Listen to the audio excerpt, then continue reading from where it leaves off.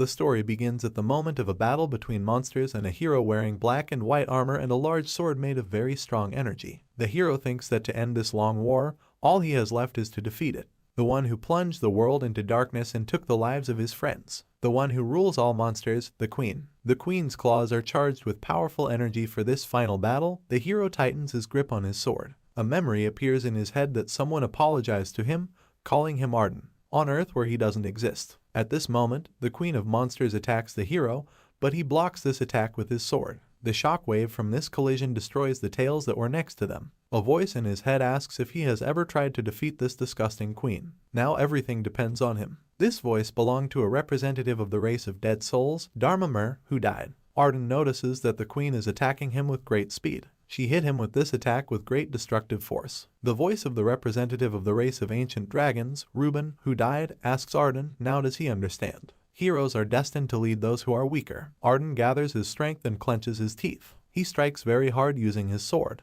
The queen manages to dodge this attack, which he was able to overcome even the mountains. The queen immediately prepares to strike back, gathering a huge amount of energy into her hand. Arden notices a terrifying attack that was already very close to him. The voice of a representative of the monster race, Terran, who died, says that some things in this world come to an end only after death. The voice of a member of the gnome race, Raidenville, who died, says that although his strength was inadequate, he believes that Arden is different from them. The queen delivered a powerful blow that burned a hole in the mountain. The monster notices that something is wrong. Behind her was already Arden, who was swinging his sword in a jump. He strikes hard and cuts off the queen's hand. This attack causes her to start screaming in pain in her terrifying voice. She swings her second hand with great speed and delivers a very strong blow to the torso area. The voice of a representative of the mythical race, Kruger, who died, says that he knows that it is difficult to believe but the position that the queen occupied. The voice of a representative of the long-eared race, Kushushu, who died, says that she should have known her place and lived in silence. Doesn't he think so? Arden grabs the queen by the throat and doesn't let her move. He swings with all his might, holding his sword in his free hand. The queen pulls her hand out of the hole in his armor. She swings, gathering a huge amount of energy into her hand. They strike each other with all their strength. These attacks produce a blast wave of incredible power. The voice of a representative of the fairy race who died tells Arden that even if he is the only one alive, he must promise her. After this attack, the queen stands in the crater that was formed by their attacks. She pays attention to what lies below. There was Arden's severed hand. She stares at it for a moment and a sinister smile appears on her face. Suddenly the clouds were divided in two and the rays of the sun appeared. Arden delivered a direct blow with his sword, which pierced right through the monster's body. Arden holds on with all his might and holds on to his sword. An unknown voice asks him if he remembers his friends right before his own death. Arden begins to fall and his eyes slowly close. The voice says that if this is so, then the owner of the voice hopes that they two will meet again one day. Arden falls into the void and thinks that he will always wait for this. Even in repentance, facing the consequences of his selfishness, he will always remember the names of those who passed all the tests to protect others. They are called hunters. After some time in the modern world, where there are portals and big cities, the guy loudly calls Kiritani Shu and asks what he is doing. They will have a meeting soon. Is he okay? He agrees and says he was just thinking. The guy says that if he flies in the clouds, he will quickly be fired. Since the battle is over, they must gather at the base. Kiritani Shu agrees, and looks around to see that he and several other guys are standing around large, killed monsters. One day monsters appeared in this world. The hunters awakened, gained agility and began to hunt these monsters. Arden thinks that the picture is very different from what it was in his previous life. As it turned out, he ended up in the body of Kiritani Shu. The guy tells him that he will leave that territory to him. They should finish before the captain starts telling them off again. At the same moment, a man appears who loudly asks these idiots, are they any use at all? They shouldn't waste his time or they won't get their money. This man is Kamen Dai, the captain of the first assault group in the Brave Guild. The guys apologize to the captain and say that they will hurry up. Kamen Dai calls them useless scum. Arden thinks that in this world he is barely able to defeat the monsters of even the easiest dungeon. In other words, he really is trash. Sometime later, Kiritani Shu runs through the park early in the morning. At the same time, they say hello to listeners on the news. The man says that now is the best time for morning hunters. Today they will quickly become familiar with the abilities of hunters. Abilities are a form of superpower. An awakened hunter is considered one who is able to reach his full potential. The conditions for unlocking this potential are still being explored, and therefore investigations continue. Arden thinks he's about to reach his hunting potential. Despite the fact that the memory of his past life is preserved, he cannot use mana. His mind and body remember every detail, But even if he remembers how to swim, without water this skill is useless. In his case, the reason why he continues to train every day is probably because this is what he used to do in his past life. He picks up the stick and says it's time to try this. Arden thinks that in the world of hunters, power comes from status. Therefore, if he continues to train, then all the work will have no meaning. In that case, the life he lived as a knight. He doesn't want to forget it, even if he is the only one who remembers it all. He strikes with all his might and the stick he was wielding breaks like a sword. Someone passing by recognizes Shu. He takes notice and notices that it is Ren. They sit down on a bench and Ren asks, is he training again? Shu agrees with this. He says that when he looks at the way he works out every day, he thinks it's expected, but at the same time it's not like him. Did he always have that philosophical expression on his face? Shu briefly replies that it's nothing like that. The girl points at him and tells her mother that her uncle is playing with a stick. The girl says that she shouldn't look at him like that. Ren says he should find a better place to train. Or maybe they'll put it on the internet. Does he by any chance want to become a hunter? Shu says that he knows that you can't become a hunter out of desire alone, but he's right. He wants to awaken, become a hunter and earn a lot of money. Everyone wants to become hunters with an annual salary of more than a couple of billion, with admiration from the opposite sex, standing at the forefront to face the unknown. The world really needs hunters. Ren grabs his head and asks, is this how it is? He starts petting him and says that he thinks he will succeed when he grows up. People who have something to protect will always need money. Shu says that everything is clear to him. He is interested in what he said about people who have something to protect. Ren asks, if you think like that, then the schedule for clearing the next dungeon will be released tomorrow, right? He hopes that they won't have to go into too dangerous areas. Shu says he hopes so too. Sometime later, Common Dai says that the dungeon they will be clearing this time is the Reymara Labyrinth. Details will be sent to them by email. The guy apologizes to the captain and says that he heard that this is a very dangerous place, even among C-rank dungeons. He also heard that one guild already went there, and they returned very badly beaten. Ren tells the captain that this is too much. They have only recently learned how to deal with D-rank zones. The Reymara Labyrinth is too much. Common Dai grabs his face and says that they should shut up and listen to him. They shouldn't compare themselves to hunters. If they are paid for this, then they should do their job flawlessly. They should not act as if their opinion plays any role. The guys say that they could have reminded him of this more gently. Isn't the time for renewal of contracts soon? Common Dai says it doesn't matter, all those who got scared can leave. However, in this niche, trust is the most valuable thing. People who leave before the end of the contract will not be able to work anywhere else. Besides, even without his words, rumors spread on their own. Shu thinks and sighs. Common Dai asks what idiot just sighed.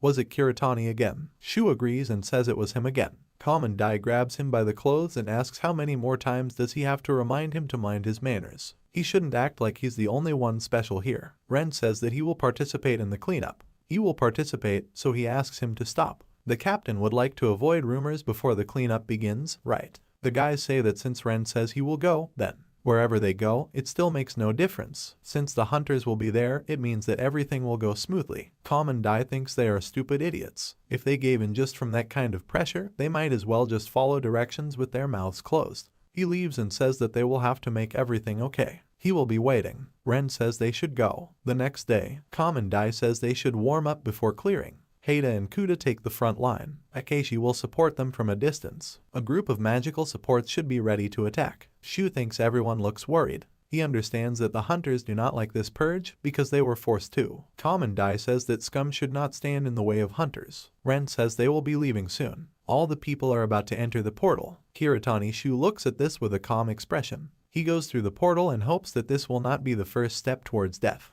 Brave Guild, first rank D assault team. Level C dungeon, Reymara Labyrinth, clearing has begun. Entrance to the Reymara Labyrinth. All hunters go forward through a large cave. The guy asks Sheeta if she has a strange feeling. She agrees and says that it doesn't look like what she heard. Should they report this to the captain? The guy says that they shouldn't do this because it's just a harmless C-rank dungeon. He's confident that they can handle it. The captain hasn't been in the best of spirits lately, so it would be better if they didn't bother him. It will be bad if he breaks down. Ren says the hunters are acting a little strange. Shu says he's right. It looks like something is bothering them. He wonders if the dungeon is different from what they expected. All the hunters heard a strange sound approaching them. The captain smiles evilly as Shu watches closely what is happening. Common Dai raises his hand as a sign that everyone should stop. From far away in a dark cave the head of a monster appears. One of the monsters, similar to a cockroach, runs out to them, and in the darkness a huge number of eyes of these monsters can be seen. The captain warns that monsters are coming.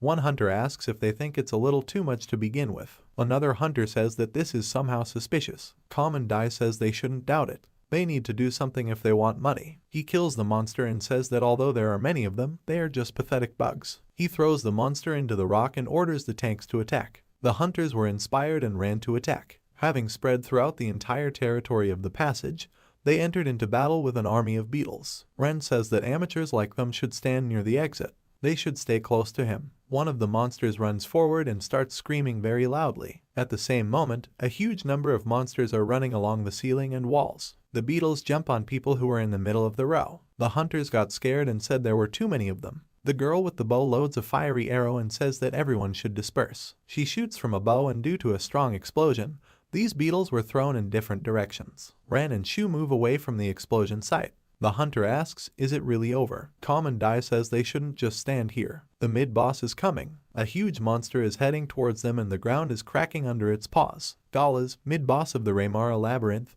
stood in front of the hunters. Calm and Dai says they should avoid his tail and aim for his head. Here it's every man for himself. Galas strikes with its tail at high speed. With this attack it hits several hunters at once. One of the hunters says that the boss is jumping and they must dodge. Golas jumps onto the wall and growls very loudly. The hunter asks, is the army of magicians ready? The magicians say that they have completed their preparations. They should stop yelling at them and get out of the way. They shouldn't attack the boss's shell since that's where they were aiming. Many magical attacks hit Gala's body and then a second volley of magical attacks begins. After all the magicians shot at the boss, it stopped and stood motionless. Calm and Dai asks if they killed him. They must collect everything that seems valuable to them. A couple of hunters agree and go to him. Hunters hits the boss on the tail with a sword and asks why this thing is so strong. What he sees surprises him. Galas turns to him and his eyes glow red. It begins to spit poison towards this hunter. The guy screams loudly in pain and falls to the ground. This monster's acid even dissolves his sword. One of the hunters calls Hurai, who was killed by poison,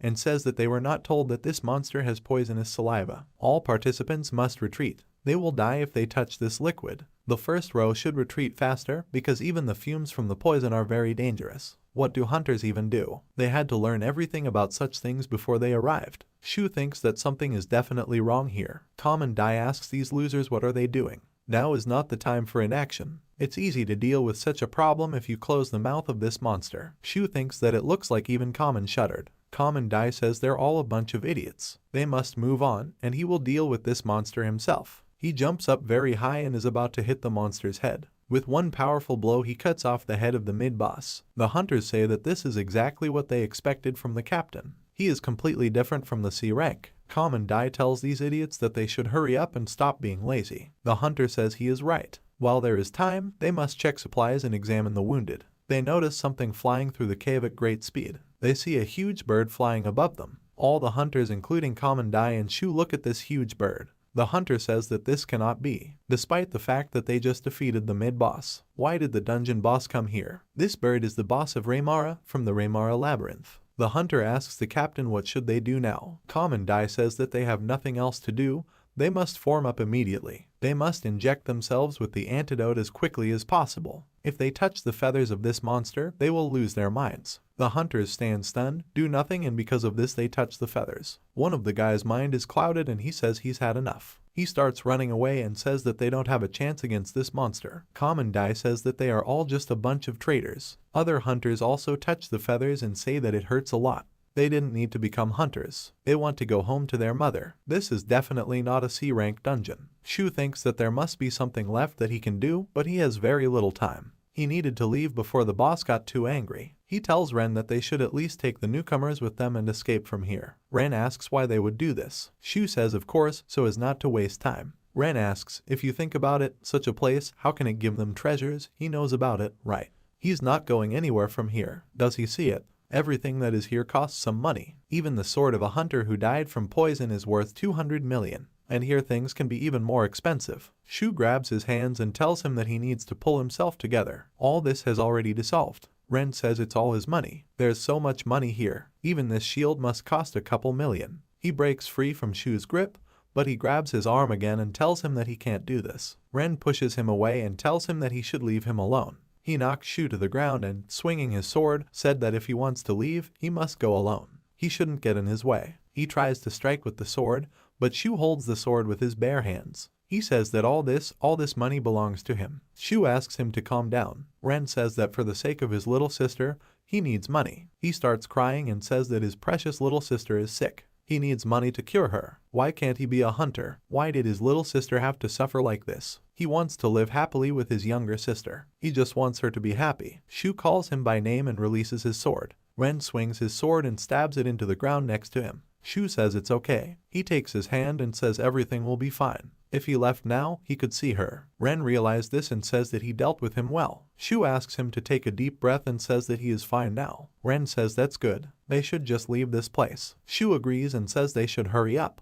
He notices something strange in his behavior and wonders if he is still under the influence of the boss's feathers. Ren stands up abruptly, sword in hand. He takes the sword with both hands and prepares for something. Suddenly he receives a strong blow to his entire body. Shu turns around and is about to ask what happened, but notices his injured friend. He is shocked by what he saw. Ren's eyes begin to dim and he falls. Shu grabs him and calls his name. Ren uses the last of his strength to say that he's glad he's okay. Common Dai asks where are they going. Is the concert over already? Shu notices that the dungeon boss's feather is on the captain's shoulder. Arden remembers the death of a representative of the fairy race. He looks at the dying Ren's body and thinks that when he heard that he had someone to protect, he believed that these were just the words of an idealist. He thought that he was just overacting, and his words were empty because he knew better from his past life. Ren died covering him. If he had not attached importance to his words, then his death would have been in vain. Common Dai says they should look at it. What a beauty. Arden thinks that even now, he needs to be sure of something.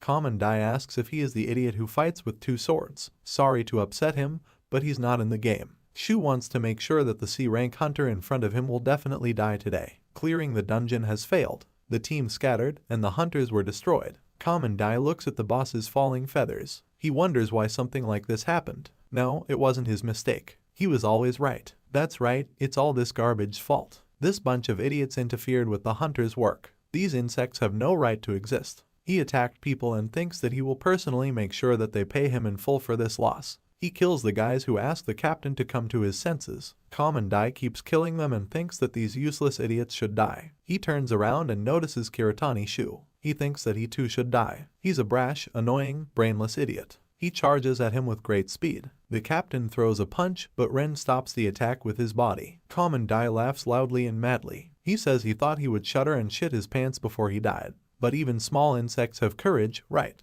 What is he going to do? Was he really going to fight? Their status difference is too big. He loudly says that he is a hunter and he has abilities. What does he have? Isn't he an idiot who hasn't even woken up yet? It doesn't matter, because first he will cut out his eyes. He notices that Shu was not where he was pointing with his sword, and this greatly surprises him. Shu very quickly found himself behind him and was ready to strike. Common Dai notices him and this surprises him greatly. He grabs the shield that lay under his feet and blocked the unexpected attack. He tells this freak that he's not done talking yet. He hits very hard. Shu dodges this attack and thinks he can move. Even if his opponent has lost his mind, he should not forget that he is a hunter. He has extraordinary power. It seems that he really is a hunter, albeit a rotten one. He will see how regular training will help him. The only thing that poses a danger now is the dungeon boss, observing the situation from the side. For now, he needed to focus on the hunter. He runs very quickly towards Common Dai, swinging his swords in advance. He runs up and throws two punches that he blocked with his shield.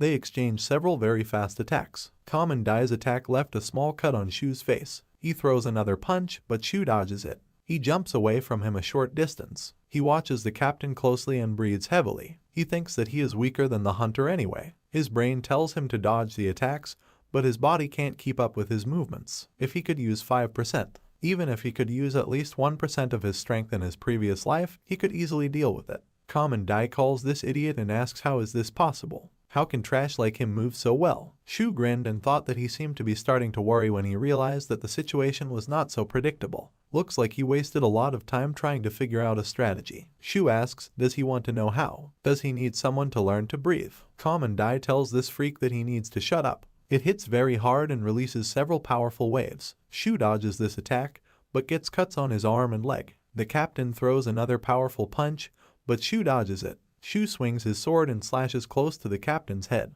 This attack left a small cut on his neck. Shu thinks it was a terrible attack, but he must continue at the same pace. With his next attacks, he breaks the captain's shoulder pad and parts of his armor. Common Dai notices that he is missing too many attacks. He jumps away to put more distance between them. Doesn't he understand what's going on here? Is he really losing to this trash? He says loudly that this simply cannot be. He uses the skills Strengthen, Super Boost, Will of Steel and Instant Acceleration. He puts his sword forward and is about to attack. Shu notices him attacking. He seems to have used all his abilities and is now moving so fast that his eyes can't keep up with his movements. However, the direction of its movement is very easy to predict. This is a very stupid way to use abilities. He begins to run towards the captain and thinks that the trajectory of his movements is visible too clearly. Calm and Die strikes, but Shu dodges the attack with his eyes closed. He grips his swords tighter and strikes hard. This attack breaks the captain's sword into 2 parts. Shu opens his eyes and looks at him. With his next attack, he cut off the captain's leg. Calm and Die falls onto his back and screams loudly in pain.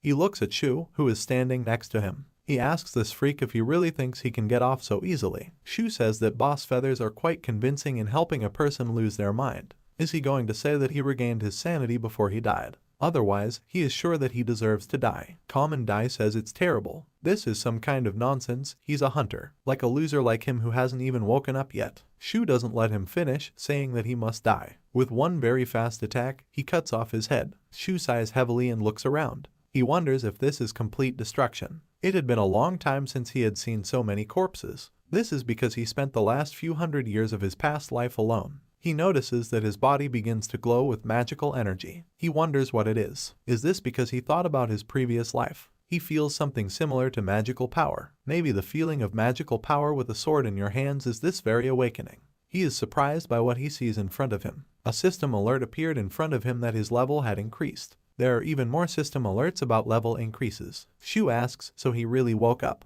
This is fine. Is this a status window? The system window says that he has the 6th level. Muscle strength, physical strength, speed, endurance and resistance have 10 points, magic 0 points. He has 25 bonus points. The condition is favorable. There is no title. Ability sheet, Executioner, power E-, description, execution of heretics. The ability absorbs the karma of heretics and turns it into power. Shu says that the executioner doesn't quite suit him. He looks down and remembers Ren. He says it's ironic. Those who really needed it lost their chance, and he woke up. He hears a noise and turns around, noticing that the boss has flown somewhere. Shu looks at Reymara and says that it makes a lot of noise. It adds 1 point to magic. The system window notifies that his magic indicator is now equal to 1 point. He thinks that the difference is only 1 point, but magic without points and magic with 1 point feels like heaven and earth. He says that he is unlikely to remain the same as he was in his previous life. He invites the boss to attack. Shu says he was always interested. Why does mana work this way in this world?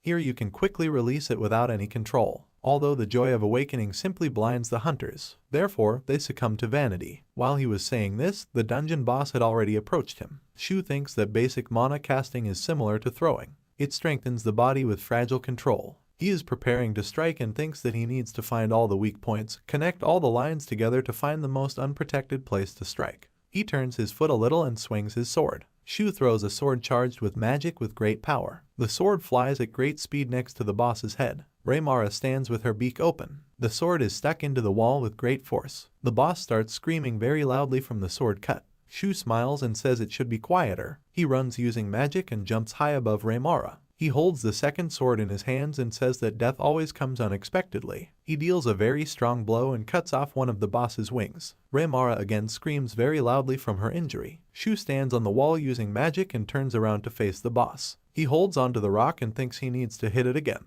He must concentrate. The mana that surrounds his body begins to increase. He looks at Reymara and thinks that he needs to collect all the mana in his body. He has to make it explode. He pushes off the wall, leaving a crater behind. Shu flies with his sword raised to attack the boss. He strikes using all his mana and cuts this monster. He lands on his feet and the body of the monster he killed falls behind him. His mana rises up around him. Shu looks around and sees many killed hunters. His mana goes out and he falls to the ground, exhausted. Understanding, he realizes that he overdid it. The disasters were sent by the Queen. They came here to destroy this world, Eslan. 9 races of the Eslan continent put forward their representatives to fight harmoniously and meet the unknown enemy face to face. Although the enemy was incredibly strong, the 9 races met him with determination, having gone through many terrible battles. In the end, after all the battles, they finally won. Arden heard the Queen's terrible voice asking if he dreamed of such a future. Poor, pathetic Arden. He asks what's going on. He knows for sure that he defeated her. Alina must run. Her face was distorted and she asked in the voice of a queen, or should she run? All the stars in the sky have faded away, but is he still clinging to hope? Arden must remember that all this happened only through his fault. The darkness of his sins continues to burn him from within even in his next life. Kiritani Shu wakes up and is surprised by this nightmare. Somehow he ended up in a hospital room. He stands up abruptly to look around. A man's voice says that he has finally woken up. A man sits at a table and drinks something from a cup. He puts the cup on the plate and says that he slept for 3 whole days. Rookie Kiritani Shu. He asks the man who he is. The man hands him a business card and tells him that he doesn't need to be so afraid of him. The business card says his name is Tamura-kan. Shu asks what happened to everyone else. Tamura-kan hands over the business card and says how very righteous of him, despite the fact that he is a newbie. The first thing he thinks about is his comrades as soon as he wakes up. The first armed brigade of the Brave Guild was completely destroyed. Everyone, including the captain, was dead. When paramedics arrived on the scene, he was the only one to survive. Shu asks what happened to the man named Igawa Ren. Tamura-kan says that they decided to hold the funeral of the dead in the hunter's main building. All this happened while he was in a coma. Now he should let him get to the main topic. He is confident that he has already realized that the Remara Labyrinth has been classified as a B rank. Does he have any thoughts about this event? The guild that had just reached rank D found this dungeon too difficult, but Captain Common had been getting more and more unlucky lately. Shu says he doesn't know anything about it. But what does he mean by more and more? Tamura-kan says it looks like he wasn't informed. Perhaps Common didn't tell anyone about this. He had a lot of debt because of his love of gambling. Therefore, he went to clear it, despite the fact that he knew about the overwhelming complexity of the dungeon. Unexpected changes in the dungeon may be true. They are still investigating anomalous phenomena in the dungeons. He would have to contact them again if he remembered anything else. Shu lies on his back and touches his forehead with his hand. He thinks that Ren's death and the disgusting reason for Common to go on a purge is just like his awakening. After a while, he turns on the TV and thinks about waking up. The news presenter says that the time has come for the section I Want to Become Hunters. He wants to introduce the audience to the guests on today's episode.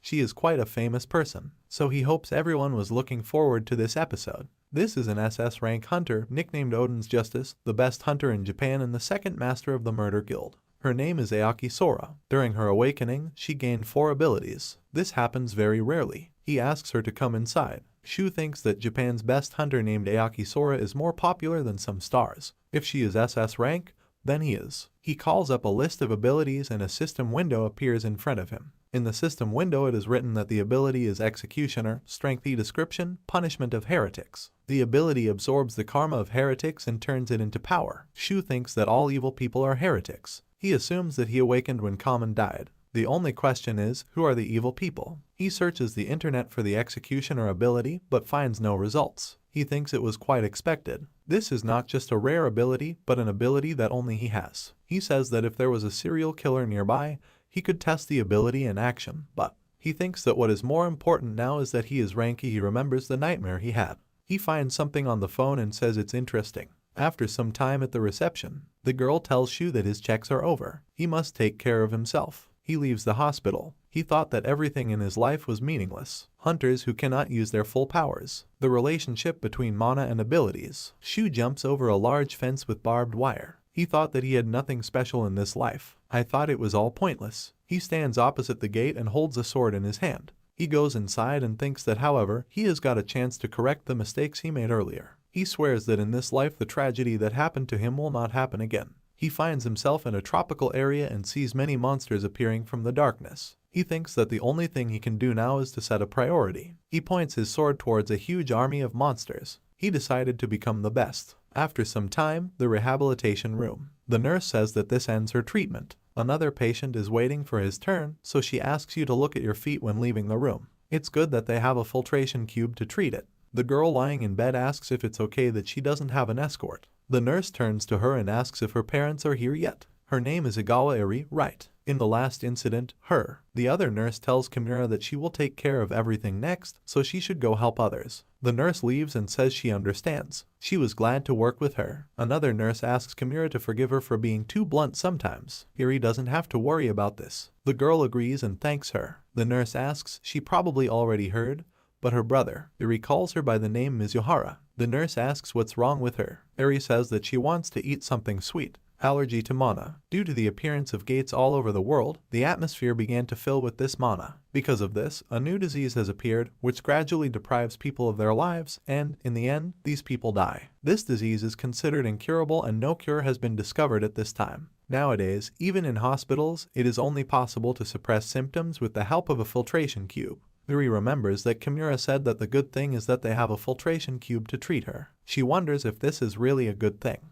The TV presenter says that the previous TV show has become a huge situation on the internet. Number 1 in Spania, SS rank hunter Aoki Sora. In the video, her hand is shrouded in yellow lightning. She clenches her hand into a fist and suddenly a huge spear appears in her hand. The presenter says that no matter how much she watches this video, she is still amazed at her powers. It seems that the ratings for these shots are breaking all records. Yuri watches the news with enthusiasm. A guy appears behind her and says that amazingly, this is Aoki Sora. Her lightning is something incredible. If he were ever reborn, he would definitely join her guild. Yuri thinks he still has a couple of years before he becomes a hunter. The guy asks if she doesn't think she's cool. He heard that when she awakened, she had 4 abilities. What does she think of Aoki Sora? Isn't she amazing? Yuri smiles and agrees with him. She says she's very cool. The girl picks him up and asks why he's running around here alone again. She apologizes to Yuri for this. Sometime later, Yuri buys herself a can of soda and thinks that even though she was born the same year, Aoki Sora is now the first hunter in Japan.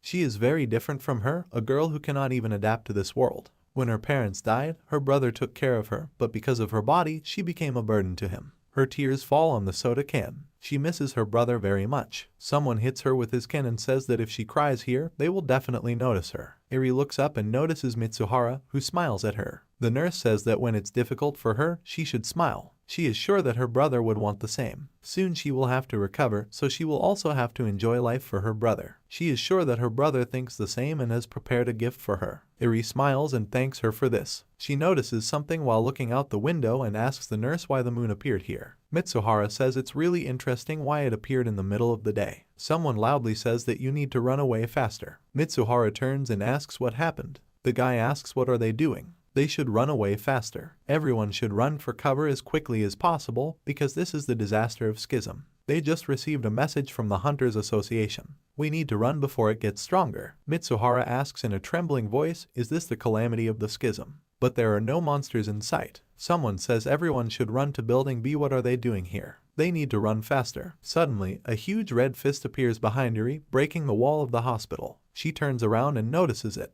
A huge monster with several eyes on its head stands in front of her. Mitsuhara tells her that she should run away from here quickly. Yuri's legs begin to tremble. She understands that she needs to run. Although she needs to run away, her legs do not move from fear of this monster. Mitsuhara grabs her and pulls her back. She says she needs to pull herself together. They need to run to the corridor. The association already knows about what is happening, which means the hunters will arrive here soon. Yuri pushes the nurse away and says that she will try to buy some time. She thinks that she can no longer afford to risk her life. She doesn't want anyone to sacrifice their life for her again. Mitsuhara reaches out to her and calls out to her. The man holds her back and tells her that they can't save her and she has to stop. Yuri falls into the monster's hand and wonders if anything would change if she also had powers. She opens her eyes and notices that she is still alive. Shu, who appeared at the last moment, says that the brother is so similar to the sister. She should try to think about those she is going to leave behind. Outside the window you can see many killed monsters and Yuri tries to ask who he is. Shu asks Igawa Yuri, that's her, right. He's here instead of her brother. His name is Kiritani Shu. Her brother sacrificed his life for him. Yuri starts crying and asks if her brother sacrificed his life. She remembers the smiling face of Ren and, looking at Shu, realizes that she found her brother's gift, which he left for her. Rank a dungeon, Dortholomia Desert. Aoki Sora, SS ranked huntress, second head of the Bane Guild. She sees 2 huge worms that have crawled out of the ground. She jumps high into the air and strikes with her spear, then jumps back. These monsters rise up and target her. Aoki Sora prepares to attack, raising his spear behind his back. She delivers a powerful blow to the monster's head with her spear. Someone asks, lawyer who previously contacted Sora. To be more precise, a member of his family was a lawyer. The man himself is a rank hunter. Kaido Riku, a bounty hunter from the Bane Guild, says that it is very brave to try to get close to Sora. Ebara Yumi, a bounty hunter for the Bane Guild, says that his phone ended up in the trash. Kaido Riku says that Sora has a lot of fans. Ebara Yumi says it's obvious. She is the only SS rank hunter in Japan. Sora stands surrounded by monsters and says that this is good.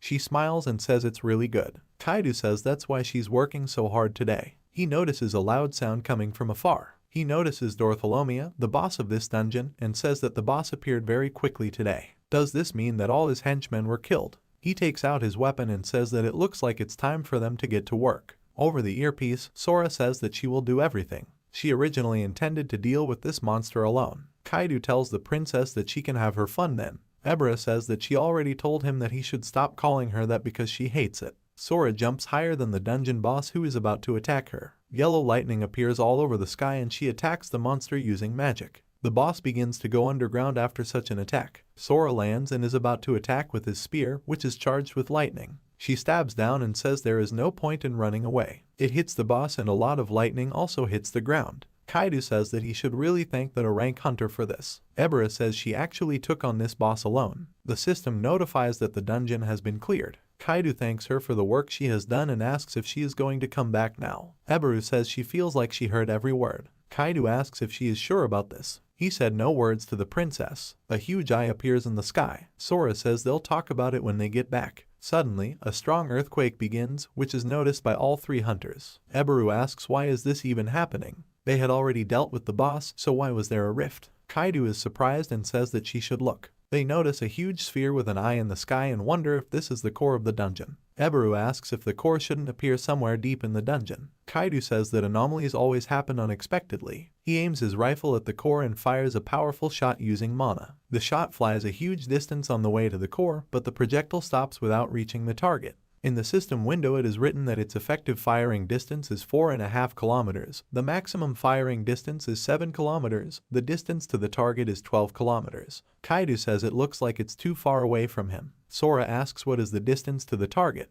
Kaido says about 12 kilometers. Ranged attacks will be useless here. Regardless of the strength of the attack, such a target cannot be reached at such a long distance. But they are already behind schedule. Sora looks at the core and suggests changing their location. Kaido says that considering that there will be a rift soon, she is probably right. The gate to another dimension has already opened, so the rift must have already begun. They don't have time to think. Sora says that she has already contacted the guild. They must focus on the rescue mission. Kaido asks the princess what she is going to do. Sora says it's obvious. She runs through the buildings at great speed and, jumping to the core of the dungeon, says that she will lower the moon to the ground. According to the news, a fault has appeared over Setagaya Prefecture. Life threat S rank. The guy asks the expert, rifts usually occur in dungeons, right? The man says that he is absolutely right. Typically, a rift is more difficult than the dungeon in which it occurs. Judging by the size of the rift, it was formed in a dungeon with a difficulty level of at least a rank. The moon they can see above the capital is the core of the rift.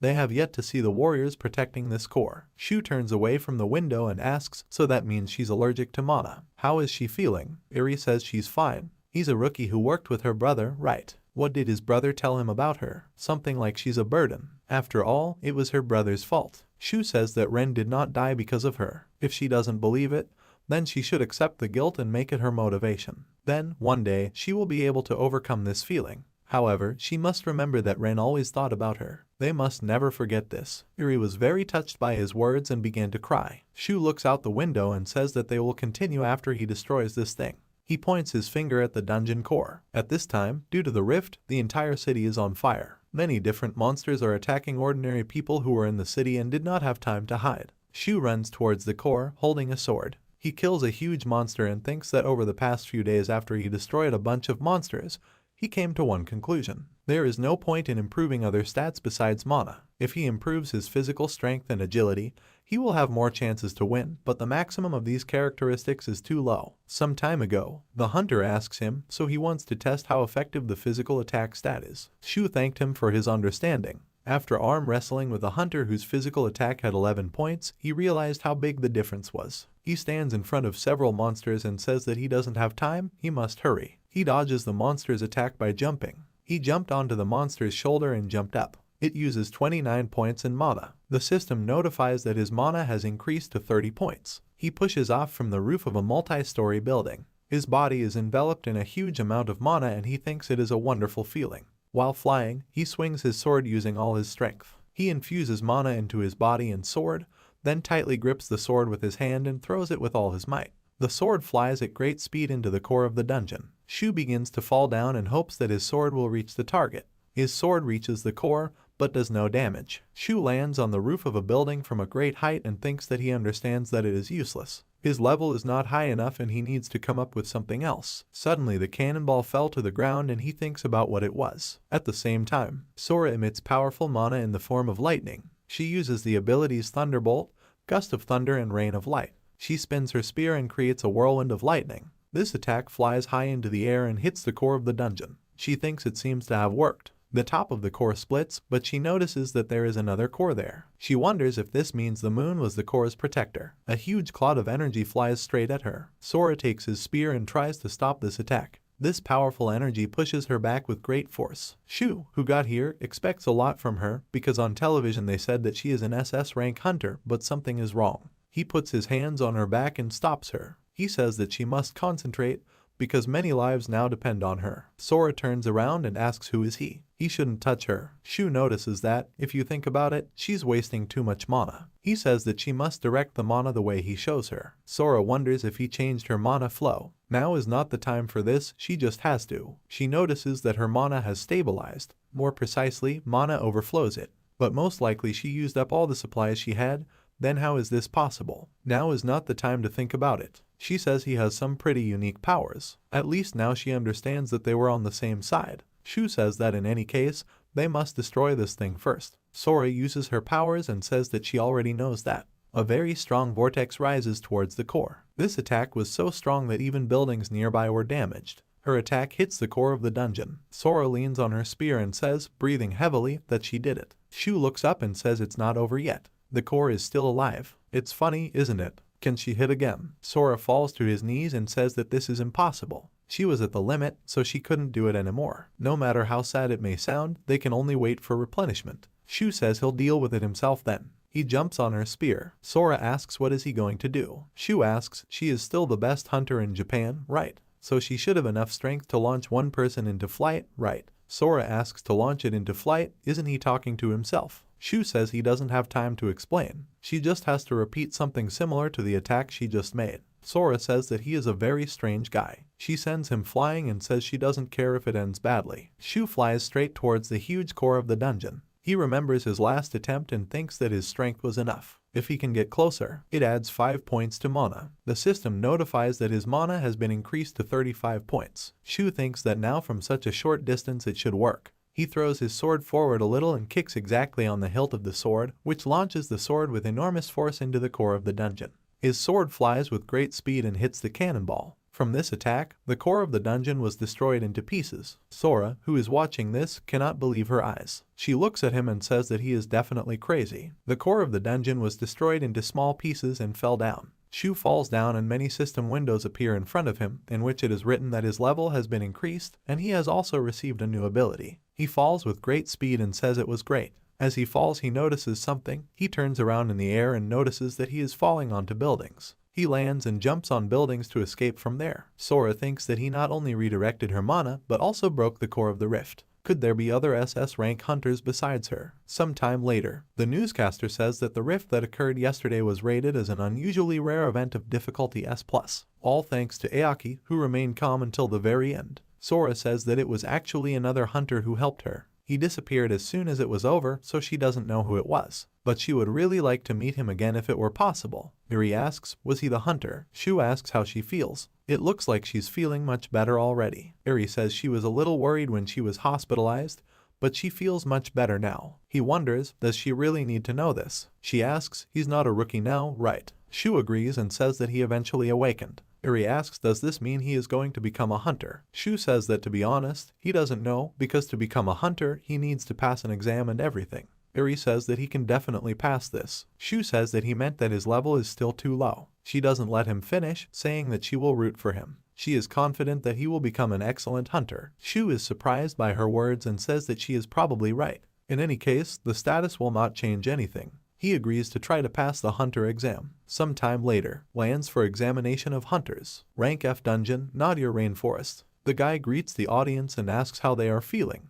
This is the Forward Hunter channel. He reveals the secrets of the hunters. He is currently broadcasting the 558th hunter test in the examination grounds. He stops the hunter and asks if he can distract him for a second. The guy asks if he is an SSS rank hunter. He laughs and says it's obvious. Aoki Sora had 4 abilities when she awakened, right? He woke up with 3. This guy's name is Yabuki-gu. He is a hunter and examiner who had 3 abilities upon awakening.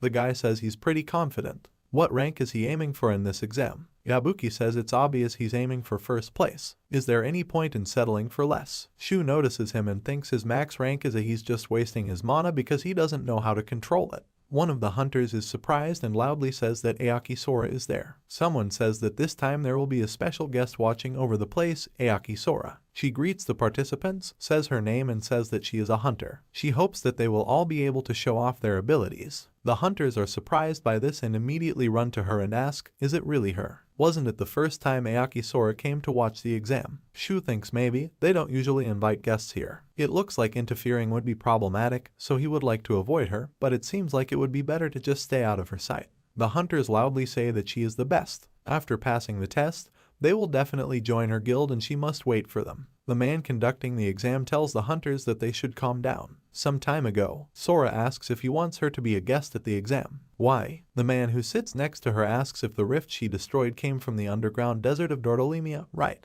This man's name is Ohara Junisuke. He is the owner of the Bane Guild, the guild master. He says that because their guild was in the dungeon during the incident, the people decided that they were just putting on a show for her. Sora says it's disgusting. Junisuke says he agrees with her, but they can't ignore it. Obviously, the next exam will be the president of the Japan Association. Therefore, if she participates, they will be able to regain the trust of both the people and the authorities. After this, the rumors should also die down. Moreover, if she finds worthy newcomers, she will have to take them to the guild. The man broadcasting the exam apologizes for the delay and says that the 558th hunter exam is starting. Several drones fly behind the crowd of hunters and film them. There are also people here who are filming what is happening. A crowd of hunters goes in one direction and they raise a lot of dust. Shu jumps onto a tree branch and thinks that the task is to survive here for a day. Everyone else seems to be following the program. Everything is very simple and therefore boring. He feels a flow of mana that attracts his attention. He thinks that this mana flow is very weak,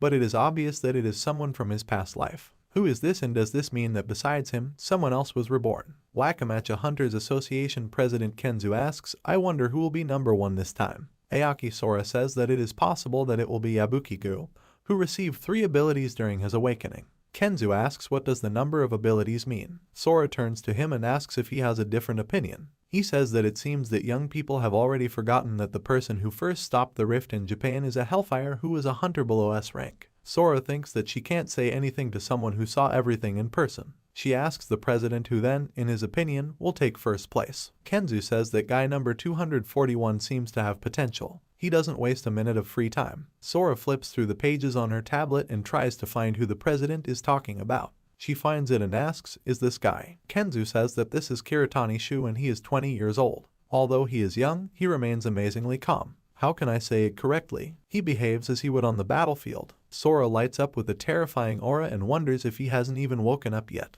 At the same time, Shu jumps along the tree branches and asks, is this a hunter exam? He stops on one of the branches and notices that someone is talking. Yabuki says that he has always had a sharp tongue ever since high school. Looking at it, he can tell how much money his grandfather invested in it. The guy gets angry and says that he is sure of what he already told him. He does not dare to slander his grandfather. This guy is Kishida Shin, a hunter being examined. Yabuki asks, so he wants to fight. A loser like him who only has 1 ability. Suddenly Shu comes between them. Yabuki asks what is he doing here. He has no idea who he is, but if he doesn't want to get involved, he'd better get out of here. Shu says he will do as he advised. He's met too many problem people lately, and he hates problems. He grabs Shin and says that he will take this guy with him. Another hunter loudly says that they should run after them and not let them get away. Shu kicks one of the guys and he crashes into the other hunter, causing them both to fall. Shin asks who is he. Shu says, Aslan Edia, Rebirth. Is he familiar with any of these terms? Shin says he doesn't understand anything. Shu says he better tell the truth. The mana spell he uses is Rathiel. He knows about it. Who taught him this? Shin is surprised and asks how he knows about his ability. Shu starts to stop and says that he seems to know something. Some time later, they hide behind a rock and he asks, in short, did he awaken with the ability that his grandfather taught him? Shin agrees and asks if he has any problems. Shu agrees and says he has one big problem. He thinks that Rathiel has become an ability and it could be the key to his past. He says it's not that important. He will be a good pawn in the sense of a gopher. Shin says that he doesn't really want to be a pawn or a gopher. Shu asks what his name is. Shin gives his first and last name and says that he is 19 and a first-year university student.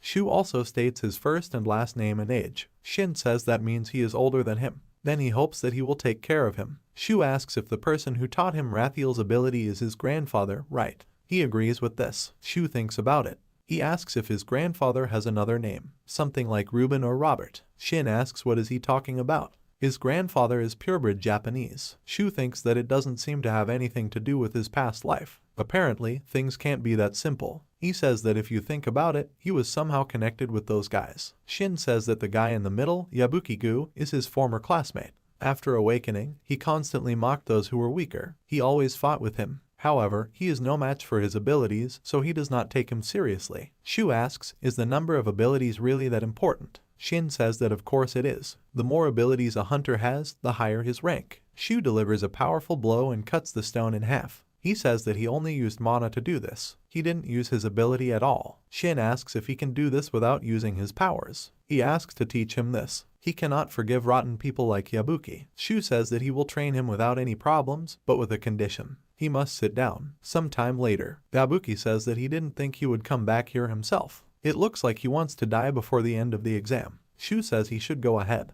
This fight is his and he will not interfere. Shin says he doesn't have to worry about it. Yabuki notices the mana that surrounds him and thinks that he has changed somehow. It doesn't matter though, he's just a loser with one ability. He will defeat him even with his eyes closed. Shu thinks that the outcome is already predetermined anyway. It's a waste of time. Shin says he hasn't changed at all since high school. He's the same idiot now as he was then. Yabuki uses the ability and says that he should stop talking. He can use his powers however he wants. Shin says that at least then he shouldn't cause problems for those who aren't involved.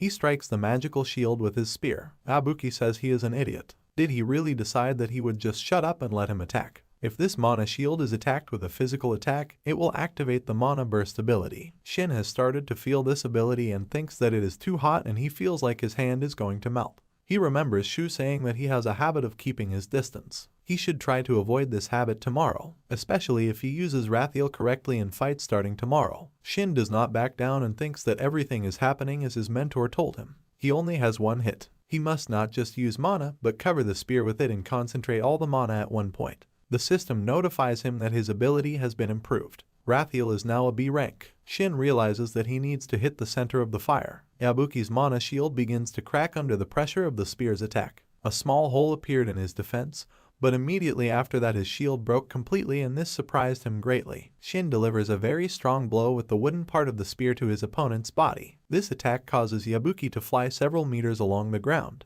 He was able to get to his feet and he thinks that this is impossible. How could this even happen? Suddenly, Shin managed to run up to him with great speed and hit him on the back with a spear in flight. This attack causes Yabuki to fall to the ground. Shin breathes heavily and looks at his opponent's body and says that he did it, he defeated him. Did he really succeed? Did he defeat Yabuki before he could even use the ability? He turns around and joyfully says that he did it and it's all thanks to him. Shu sits next to the two unconscious hunters and says he's doing great. Shin looks at these guys and asks what they will do with the filtration cubes this guy had. Shu says they will of course split it in half. Afterwards, he leaves with a bag full of materials. Shin asks him to wait and asks is it even. Obviously, he only has 20%. Shu says that he already told him about this before training with him. He will take part of his income as payment for the lesson. Shin asks, does that mean he was absolutely serious then? Shu asks if he forgot. If he thinks about what he will teach him, then the deal turns out to be quite good. The exam will end soon. How does he feel about killing time by hunting? Shin says that if he could, he would have done this a long time ago. But the only person who can do this in the remaining 12 minutes is him, the mentor. Shu says it doesn't matter. These are the correct numbers, right? If he contacts him, it would be better for him to come. He also has to keep their deal a secret. He agrees with the mentor and says that he understood him. Shu says that's good and then he'll go. Shin asks him to wait and says that there are still a few procedures left to go through. Shu says the organizers can take care of this. Shin thanks his mentor for saving him. Kiritani Shu leaves this dungeon. He became the best among the participants in the 588th Hunter exam. He thinks that there are probably a lot of people like Shin. As he thought, in order to gather more people, he needs to create a new guild. Although he said this, to create a guild, you need to have a rank of at least C. He needs to increase his rank as quickly as possible. Sora appears in front of him, hiding her identity. They stand silently in front of each other for some time. Shu turns around and says she was wrong. Sora asks him to wait and says that she hasn't said anything yet. He asks does she have any questions. She agrees and says that these questions are personal. She didn't think that he would be the first and leave without any formalities and disappear like that. Moreover, he left by using the back exit portal and ended up right in the middle of the city. She invites him to talk a little and calls him by name. Some time later, Sora says this combat jacket looks cool and suits him. She thinks it would suit someone like him who specializes in high-speed combat. He will also need these things to restore his stamina. Knee pads, a belt, and he also needs a bag for his things. She points to various items and says he needs these more. Shu expected this from an SS rank. All of these things are top quality. He says he doesn't know what she's trying to do,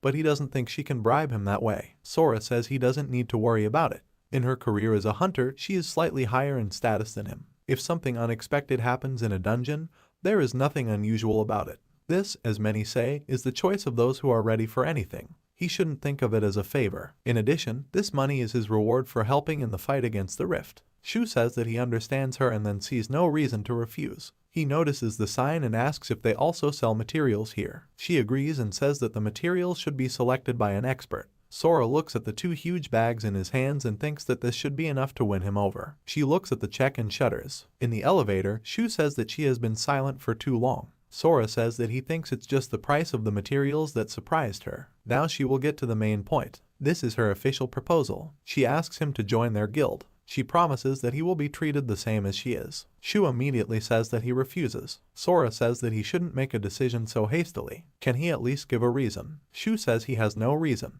He just doesn't like working for someone. Sora says she will change the offer then. She invites him to work with her. She wants to once again feel the strength that she gained with him in battle. Shu asks why she does this. Isn't she Japan's top hunter? Sora says she wants to achieve even greater heights. The more people believe in it, the greater results it should show. So she needs to become stronger. Shu says he understands her and agrees. He says he also wonders what Japan's first hunter will become. Some time later in the large hall, Sora says that this is her private room. The largest and quietest place. That should be enough, right? Shu asks if she changed her weapon. She says that her previous weapon broke the day they destroyed the moon. She will try to barely use her mana. Shu refuses and says she can use it however she wants. Sora says that she knew he would say that. Then he must get ready. Her body was surrounded by magical lightning. She begins to run towards him at high speed. She strikes, sending lightning towards the end of the spear, but Shu blocks the attack using his jacket. She jumps back and prepares for the next attack. Shu clutches her sword and thinks that because she doesn't have good mana control, she splits it and the fight turns into a parade of brute force. He prepares for her next move and thinks it's interesting. Sora begins to run towards him with great speed. She makes a direct strike with her spear, but he dodges the attack. She begins to spin her spear, emitting lightning. She throws a punch, but Shu jumps back. He stops and immediately notices something. He lunges forward and makes a direct strike with his sword, but is unable to reach her body. This surprises him and he wonders, is it really mana? Its cluster is located where his sword cannot penetrate. Sora stabs him with his spear and says he can't believe what's happening. Is he really a rank F hunter? Shu jumps back and says that according to the documents this is so. He thinks that now he is beginning to understand. It won't end so quickly. He threw his sword to the ground. Sora notices this and asks if he's giving up. Shu says that's not true. If he uses mana, he won't be able to hold back. She shouldn't think so badly of him. The system notifies that he has increased his mana to 70 points. He says that this only means that he recognized her. He immediately runs very quickly to attack. Sora begins to spin her spear, releasing multiple bolts of lightning. Shu thinks that it looks like she won't let him get close to her. I wonder if there is a way. He fills his hand with mana and grabs the lightning. Sora continues to control the lightning and wonders if he just grabbed the lightning with his bare hands. What is he doing? Shu is in the air and holding onto the lightning. He lands behind her and remembers the technique she taught him in her past life. He can't believe he's using it now. This technique is called through palm. This attack sends Sora into a flashback. Someone asks, when she woke up, she got 4 abilities. Isn't she going to be the face of Japan in the future? She is not just talented, you need to pay attention to her grace and maturity. This time she obviously sacrificed a lot during the rift. We need to raise her to S rank. They will be waiting for her new achievements. Sora thanks them and says that everyone is waiting for her achievements because it is her responsibility. Sometime later, the man in the suit tells Mrs. Aoki that she has been going on missions for 3 days in a row. Maybe she should take the day off and relax at home. Sora looks at her tablet and says he's right, she should stay home today. At the same moment she hears someone asking what he is doing. She turns around and notices several schoolchildren walking down the street having fun. She looks at them and imagines herself in the place of one of the girls. A man in a suit asks, "Is something wrong?" She goes to the car and says everything is fine. She asks to be taken to the rift. In the present, she asks if she lost. Shu agrees with this. Sora says that she was ready for this, but it exceeded all her expectations and now she is ashamed. He says that this was expected, considering that she did not carry all this on her shoulders alone. Sora says that no one asked him to lecture her. It's probably too hard to carry the entire country on your shoulders. Shu says it's obvious. She didn't decide to carry everything on her shoulders. These words brought tears to her eyes. He says she doesn't need to rush. No matter how hard she puts pressure on herself, nothing will change. She must not misunderstand him. He still supports her actions. Sora then asks him to teach her the secret of his strength. Shu says that of course he will do it,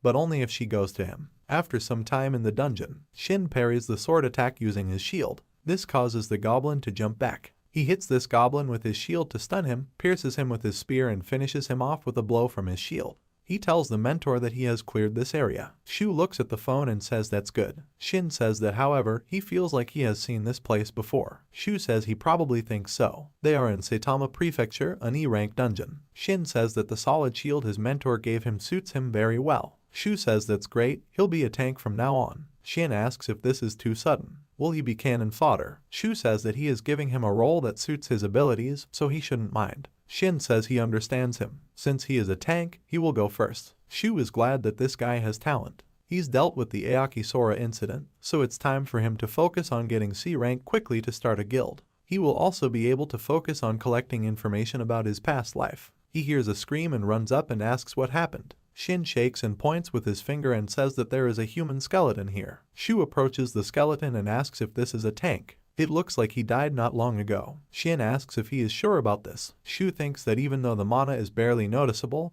he can still feel the remnants of it. He runs away very quickly and says that they need to come here. He finds many skeletons of hunters and says that's what he thought. Shin asks if this monster is stronger than they thought. Shu says he doesn't think it was the work of a monster. He must look at the position of their bodies. Tank, attacker and healer, the order in which their bodies lie. He thinks that they killed the most problematic one, the healer, first, and then took on the attacker and the tank. An E-rank dungeon monster would not think of such a thing. He says that this is all the work of another hunter. Shin asks, so the hunter did it. This means that the boss's room will be opposite. Shu says that this place looks a lot like someone's camp. They even committed murder. Maybe they really are terrible people. Shin says it looks like a shelter. Shu wonders if they ran away after their hideout was discovered. Traces of mana behind are still clearly visible. Shin says he can't believe they were in the dungeon they were hunting in. Why were they so unlucky? Shu asks what kind of bad luck is he talking about. It seems to him that there is hardly anyone luckier than them. He uses the executioner skill and a system window appears in front of him. He thinks it's finally time to try out this ability. Sometime later, the doctors take the body away on a stretcher and say that this one needs to be put inside the car as soon as possible. This one needs to be put in first. Tamura-kan, leader of the 2nd Division burial team, tells Kiritani that they haven't seen each other for a long time. He didn't think they would meet again under such circumstances. Plus, it looks like he's awakened. Shu wonders, is he from the burial team? He asks, so he can tell that he has awakened just by looking at him. Tamura-kan laughs and says that this is already a professional deformation, so to speak. Since he is a witness, they should discuss this situation with the commissioner. Unfortunately, he has other things to do. He tells the major that he is leaving it to her. The girl agrees and thanks him for his help. She asks, so the first witnesses were Kiritani Shu and Kishida Shin. Her name is Major Takabana Kaoru, from the Hunter Control Division. She asks if it was just the two of them. Shu agrees with this. She asks if they noticed anything suspicious or strange. He says he's never seen anything like this before. Kaoru says that of course, incidents like this don't happen in E-rank dungeons. This brings back memories of her hunting past. Shu asks if he can take her business card, because they will continue to hunt here for a while. Kaoru thanks him for his cooperation. He looks at the card and remembers that he saw this sign before when he was a recruit. Hunter Control Department. Based on the seriousness of the incident, are the employees being interviewed this time? Kaoru asks isn't it just a matter of time? The guy who came with her agrees and offers to move forward. She leaves and says that if they remember anything else, they will have to tell her. Shu puts the business card in his pocket and agrees. He wonders if there are hunters who hunt other hunters. He barely senses any mana or operational hunters hiding in the shadows. They better hurry up. Shin asks the mentor if they aren't going to finish what they started. Shu says they can rest a bit today. Night in Amiya City. Shu walks down the street and looks around. He notices a trail of dark mana and follows the trail. He goes out to the motel and wonders, is he hiding in a crowded place? This is very nice. He takes the elevator and walks along the floor where he finds a door that exudes dark mana. He comes closer and wonders, is he here? Shu stands next to this door and looks around. He puts his sword through the crack of the door and cuts the lock with a sharp movement of the sword. He bursts into the room and notices that a trail of mana leads to a broken window. He looks out the window and notices that someone has jumped off the wall and climbed onto the roof. He does exactly the same and continues the pursuit. He jumps onto the roof and notices a man who is running away from him by jumping across the roofs. He catches up with this guy and drives him into a dead end. The man asks who he is. Is he from the association or from the army? Shu says that if he gives up, he will ease his fate. The man pulls out the sword that was behind his back and asks, does the hero come? Unfortunately for him, he is not going to give up. He jumps onto the side of the house and says he just needs to get rid of it. He attacks him and laughs loudly. He asks what he thinks about this. Does he see it? He will kill him with one blow. Shu easily dodges his attack. He lunges forward very quickly and kicks his leg. He grabs the guy by the arm and throws him to the ground. He says he has a lot of questions for him. Why did he live in a dungeon? What is his name and how old is he? Who are his allies? The guy asks what's wrong with him. Is he a relative of one of the deceased or something like that? They were all a bunch of idiots. They just got rid of a couple of creeps. What's the big deal? He still won't be able to do anything without a trial. He needs to stop acting like a mercenary and just arrest him already. Shu asks if he thought he was just threatening him, and he will be able to calmly do the same things he did before. He grabs the guy by the neck and says that he is unlikely to return alive because he will not judge him according to the law or something like that. Shu snaps this guy's neck in one powerful motion. He stands over the body of the defeated guy and the system notifies that his level has been increased. He asks if his level has increased because he eliminated such a guy. Something else surprises him. The system notifies that an S-rank super spell has been acquired. Shu says that he has even gained an ability. He remembers that the karma of heretics becomes his strength. He says that he understood that this means that it works that way. He'll have to take a closer look at this a little later. He wonders if this means that the term heretics in the executioner's ability includes simple criminals. Or is this the name given to hunters who use their powers for evil purposes? It's not that important because it's a good way to get stronger. It is clear to him what the system wants to tell him. He must get rid of the heretics. He begins to explore the system window. Shu picks up the phone and the voice on the phone calls Mackie a freak. The voice says that the control department noticed him. Can he at least answer calls? Day X is coming soon, so he shouldn't get caught by it. Who is he? Shu asks, so they are a new formed gang. Considering that they are still weak, the voice asks what did he just say. Shu asks what they are up to since such criminals are getting involved. The voice says that if he values his life, then he should shut up. Shu says it looks like he's found a big deal. Can he explain in more detail when this X day will happen? The voice tells this freak that he just has to wait. When he finds it, Shu smashes the phone on the floor and says that this is very boring. He looks at the card and asks, Hunter Control Division, Major Takabana Kaoru, then. Perhaps he should thank the government officials for providing him with the information. Sometime later in a small building, the man hits the table with his fist with great force. The guy with the glasses asks the captain if he's okay. The man says they caught Mackie. The guy with the glasses asks if they really got to them in the end. The man says that he doesn't know this yet, but it doesn't seem like it was the control department.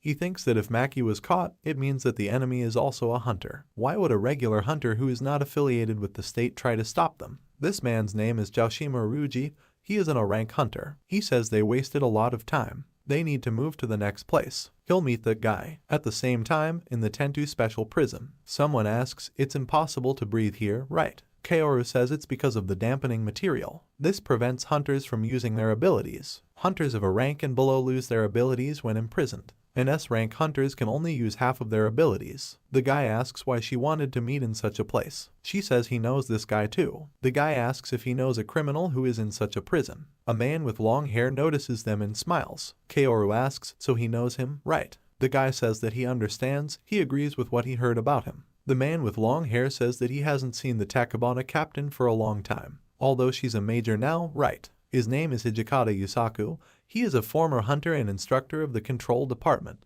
He asks, "This is good news, isn't it? Hunters advance in rank so quickly." Kaoru says that over the past 8 years he has talked too much. He himself taught her the rules of interrogation. They will appreciate it if he stops the pointless talk. Yusaku asks, "She's already become a full-fledged expert, right?" Kaoru throws him a couple of photos and says it's Joshima Ryuji, the guy who was the subordinate in the class made his move. Recently, organizational and specialized crimes have begun to occur more often, as if he is managing them. Yusaku asks, "Does Joshima mean?" He knows this name. Does she mean that he is secretly controlling him, although she cannot even contact him? Kaoru slams his hands on the table and stands up. She says that this time she will make sure that he won't be able to lift a finger here. An event similar to the attempted assassination of the Prime Minister 8 years ago will not be repeated. Yusaku laughs and asks Takabana if she ever felt the burden of responsibilities. She says he is starting to talk nonsense again. Yusaku says that the current staff is a bunch of incompetent idiots who are above them. So 8 years ago, he decided he wanted to bury them and make an example out of them. Although he regrets the tragedies that happened during the incident. Because her father was an outstanding hunter. As she sees, he is completely neutralized and helpless in the room where the strongest force suppressors stand. Does she want to put even more pressure on him when he's already defenseless? Kaoru grabs his chain and asks him, he was quietly holed up in this prison, right? She won't let him get out of here. Sometime later, Kaoru says that 8 years ago, 35 hunters came together to stop Hijikata from attempting to assassinate the Prime Minister. One of these hunters was her father. The guy adjusts his glasses and asks, "Is that how it is?" Kaoru says that in the end, Tsuchikata's terrible actions were stopped by the current chairman Wakamatsu, but the losses were irreversible. Now it's all in the past and he doesn't have to worry about it. They should get back to work. She looks at the phone and says that it looks like someone decided to help them. This is the guy who escaped from the dungeon yesterday. After some time in a D-rank dungeon, a brick mine, Shin asks if he will now take materials instead of money. Shu says he didn't say that. He said that he would also take materials. Shin asks why he doesn't sell the cube. Then he could get money for it. Shu says that even in the hunter's store there are a lot of things that cannot be bought. He shouldn't worry about it, they'll sort it out. Suddenly a lizard-like monster appears in front of them. Shin attacks the monster that attacked them using his spear. He notices that another monster has appeared behind him. Shu deals with this monster with one blow. They stand surrounded by several monsters. Shin asks why he suddenly needs materials. Shu says that he personally doesn't need it. He will explain to him later. Shin strikes with his spear and breaks the monster's scales. Shu deals many blows and defeats several monsters at once. He stops, leaving behind several monsters he killed. Shin says it's coming. This is it, right? The boss of this mine, Loam. No matter what angle you look at it from, it is huge. Shu says this is the best time. He goes on the attack and thinks that it looks like he will get some good materials. The boss strikes hard with his paw. Shu continues to run along the paw of this monster. He jumps high into the air, takes the sword differently and plunges into Loam's skin. He runs over the monster, dealing many blows. From these attacks the boss was cut into pieces. He lands on his feet after defeating the boss of the area. Shin says that it seems like he really can't compete with him. Shu says that it would actually be a problem if he wanted to compete with him. Shin asks if this is his way of showing his love, isn't it? He begins to understand this. Shu says that he knows for sure that he wants praise. Sometime later, the unusual sphere absorbs a large amount of energy. Shu controls this sphere and thinks it is the fairy tribe's secret technique to unlock latent abilities. He stayed up all night to create a soul capsule from the materials that Aoki Sora bought him. The main motive for clearing the dungeon with Shin was the materials to create a soul capsule. However, he only succeeds, an F-rank failure. Burnt, incomplete capsule, irregular shape, unrecognizable. Sometime later, Loam's chin lies on his table. Shu says that the end of trial and error has come. This time he should succeed. He uses magic and targets the materials in front of him. The material breaks down and takes shape. Shu is watching this very closely. He got a soul capsule that absorbs the power of a precious metal. Quality D. The effect is approximately 1 point in stamina after consumption. You cannot consume more than 1 capsule per day. He thinks it's a success. Thus, he will be able to increase not only his mana characteristics. He eats the capsule and the system notifies that his stamina has increased to 11 points. Shu thinks that this way he won't have to rely solely on his execution or ability. A news anchor says an unidentified body was found at an intersection last night. Police continue to investigate the case, believing it is somehow related to a violent crime that occurred in Fukui province. Shu thinks this is quite unexpected. He needs to report their base to the major. He wonders how far they'll go with just these clues. Sometime later, Kaoru walks through the underground parking lot and notices a small bag on the car window. The note says it's Maki Yuji's phone. She calls on the phone and says it's her. She will arrive soon and he must stay where he is. She's calling about Hijikata's pet.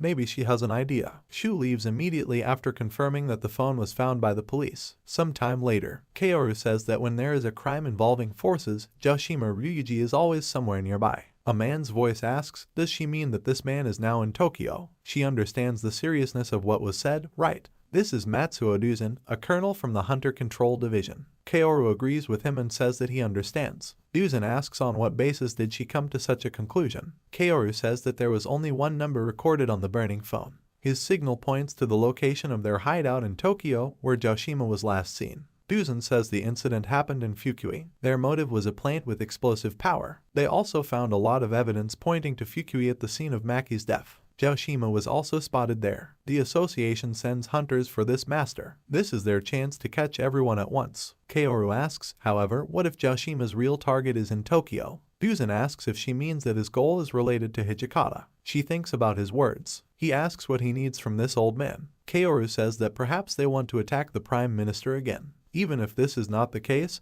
they may be planning something else. They are already fully prepared and are waiting for their next move. Duzan tells Takabana that she always gets turned on when talking about Hijikata. Today the Prime Minister is flying abroad. Does she really think that the prisoner can take revenge on him for what happened 8 years ago? Kaoru says that he will be flying out of Hanada Airport. This airport is located directly behind the prison where Hijikata is imprisoned. If she is wrong, she will take full responsibility upon herself. But if this turns out to be true, then they will prevent a tragedy. Duzan says she doesn't change. She must gather the local police. He will try to trust her instincts. She would have to tell him directly if anything happened. Kaoru is very grateful to him for this. Some time later, at the outer wall of Tendu prison, Ryuji stands and listens to what is being said to him through the earpiece. He says it looks like the operation in Fukui has already begun. All underground tunnels are shown on this map. They must go. The guy with glasses agrees with him. The guy approaches the wall and reaches out with his hand. He puts his hand and uses the ability Hand of Death, B rank, and this causes the wall to break. He says it looks like there's a material suppressor there. Normally, under such circumstances, he would only be able to use the ability once,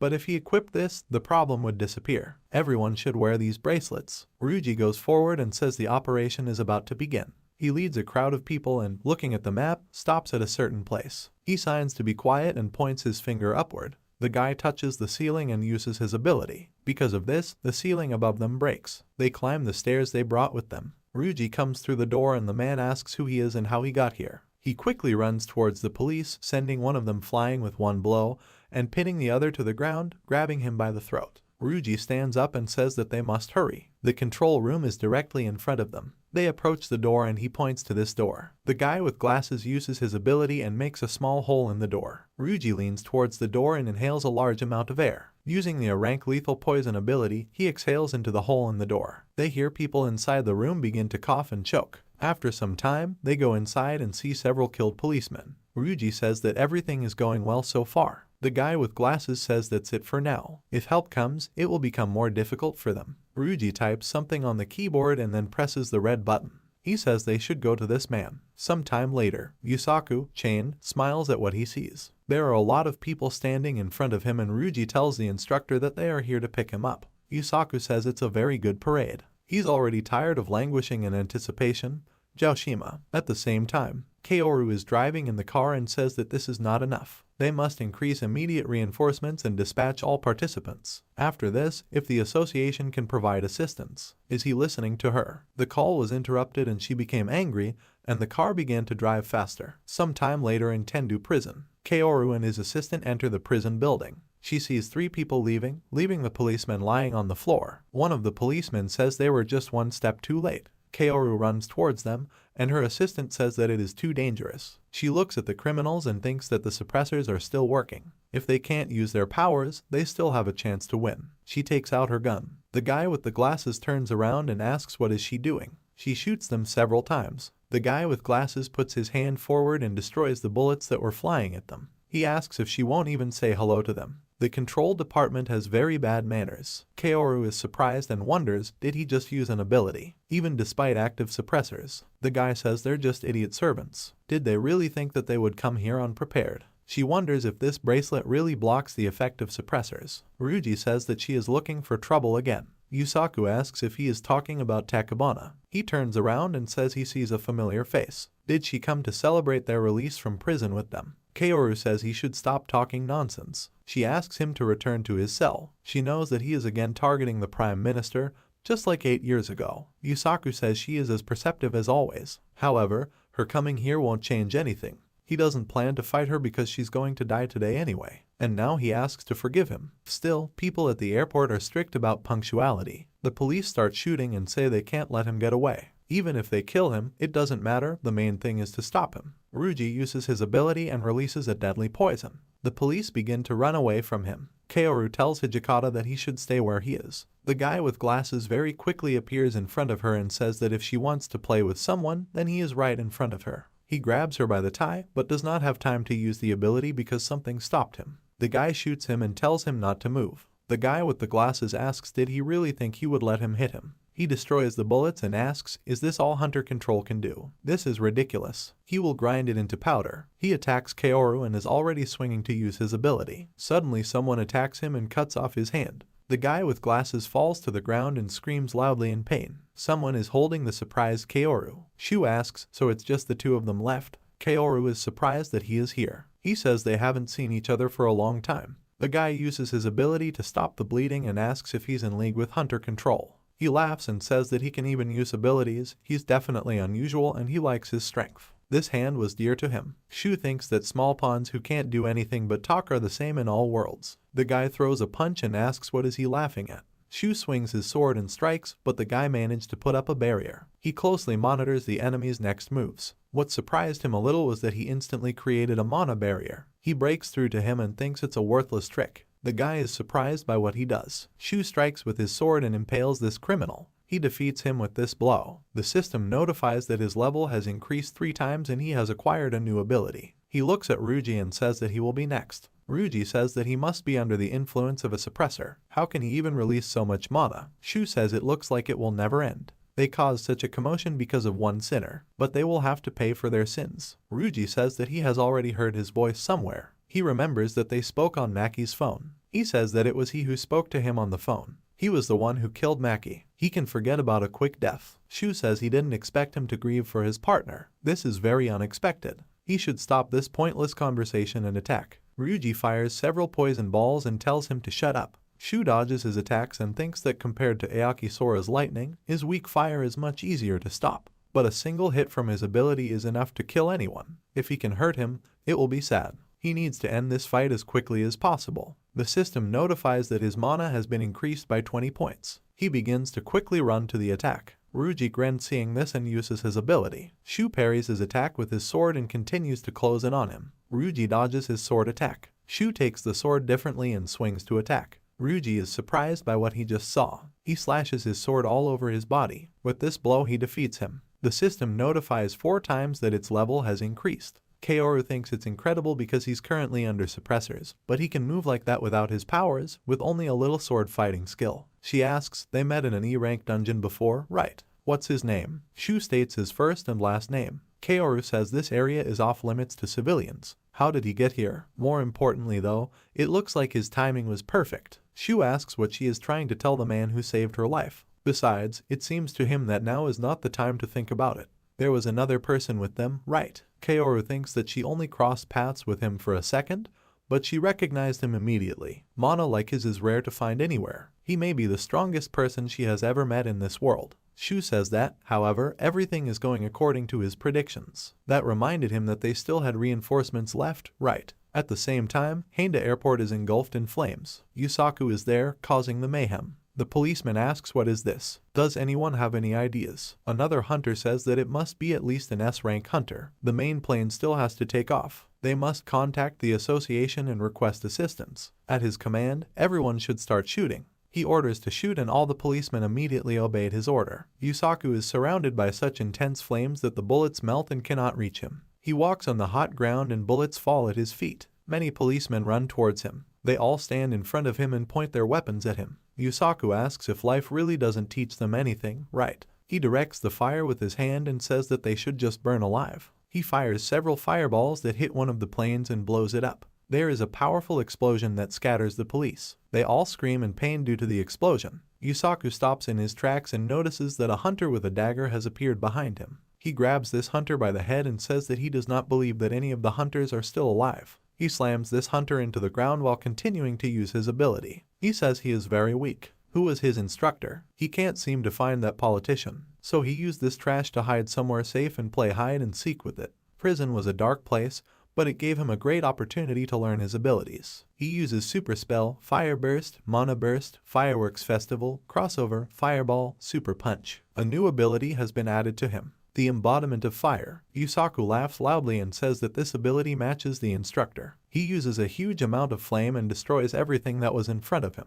At the same time in the car, Kaoru says that when they reach the place, she will be on duty. She recognizes his powers, but Hijikata is on a completely different level. Shu says that she doesn't need to say anything, helping is his main goal. Kaoru says his face says otherwise. She thinks that all the basics are now in Fukui. Now she can't be picky when choosing help. He has proven his strength, all that remains is to believe in him. She will finally put an end to this. The guy asks the major, what is this? Kaoru says that it looks like Hijikata is putting on a fire show here. They got to the airport and got out of the car. She says that she will deal with Hijikata herself, and they will have to take care of the victims. The guy agrees with her and immediately goes to work. Shu thinks that Hijikata Yusaku, in the past, he was an instructor of the Hunter Control Department, but no matter who he was, now he is only a mass murderer. He fits the criteria of his ability as an executioner. Kaoru tells Kiritani that since they have an emergency right now, she doesn't care about checking on him. And she cannot guarantee his safety either. He will have to defend himself. She doesn't care how talented he is, he doesn't have to do anything terrible.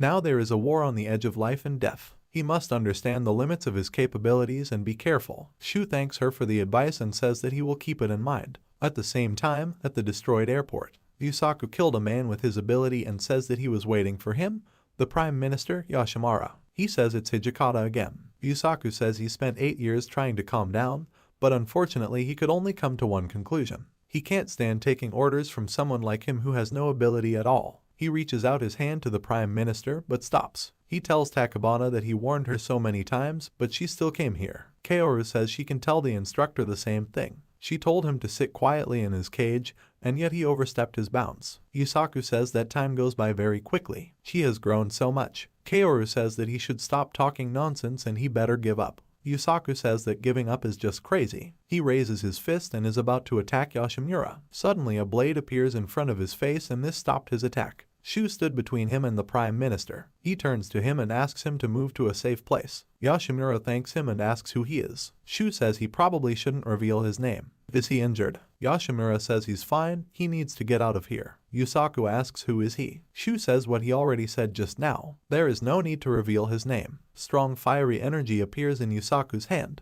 He launches a huge stream of fire at them. Shu grabs the Prime Minister and says that he will now take him to safety. Yoshimura apologizes for the inconvenience. Yusaku asks if he really thinks he can just run away from him. Kaoru gets in his way. Metal gloves appear on her hands and she tells the instructor that this is too bad. It looks like he's already lost 50% of his mind. Yusaku is about to attack her with a smile and says that this is not true. He has completed his plan 50%.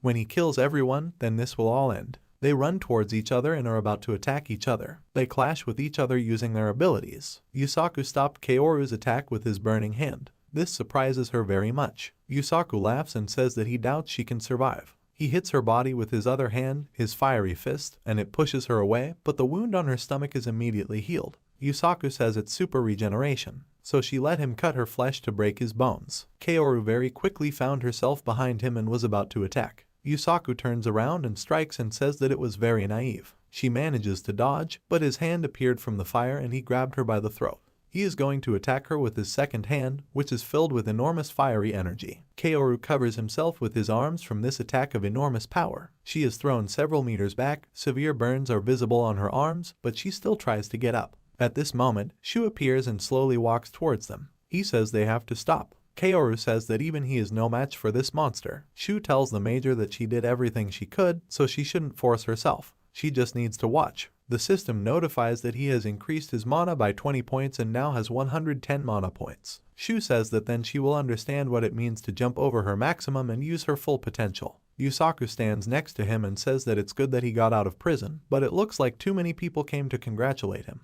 It doesn't matter because he has no obligation to be his opponent. He should just stand still. He has no desire to waste energy on garbage. He dodges a surprise sword attack. Shu says that if he wants, he can go through it, but he will do what he sees fit. Yusaku is a little surprised by this guy. Shu says that, however, he wonders if he can handle it. Yusaku is about to strike with his fiery hand, but Shu changes his trajectory and dodges the attack. He slashes with his sword and uses the rank deadly poison ability. SD is unable to hit Yusaku due to his strong fire aura. She throws a strong punch with a lot of fire. Shu jumps and dodges this attack. Yusaku is about to use the ability and says that he now understands why Takabana treats him this way. At the same time, he sees his weakness. He fires several fireballs, but misses. This attack causes a large explosion. Yusaku smiles looking at this. They stand opposite each other in a circle of flame. He says that mana is very similar to a normal physical ability. In battles between hunters, mana serves as the basis. This is the difference between them. Shu says that he heard that he used to be the head instructor, but his lessons are so boring that it's sickening to listen to. He's just a little older and has a huge amount of mana. Does he really think this is something he can brag about?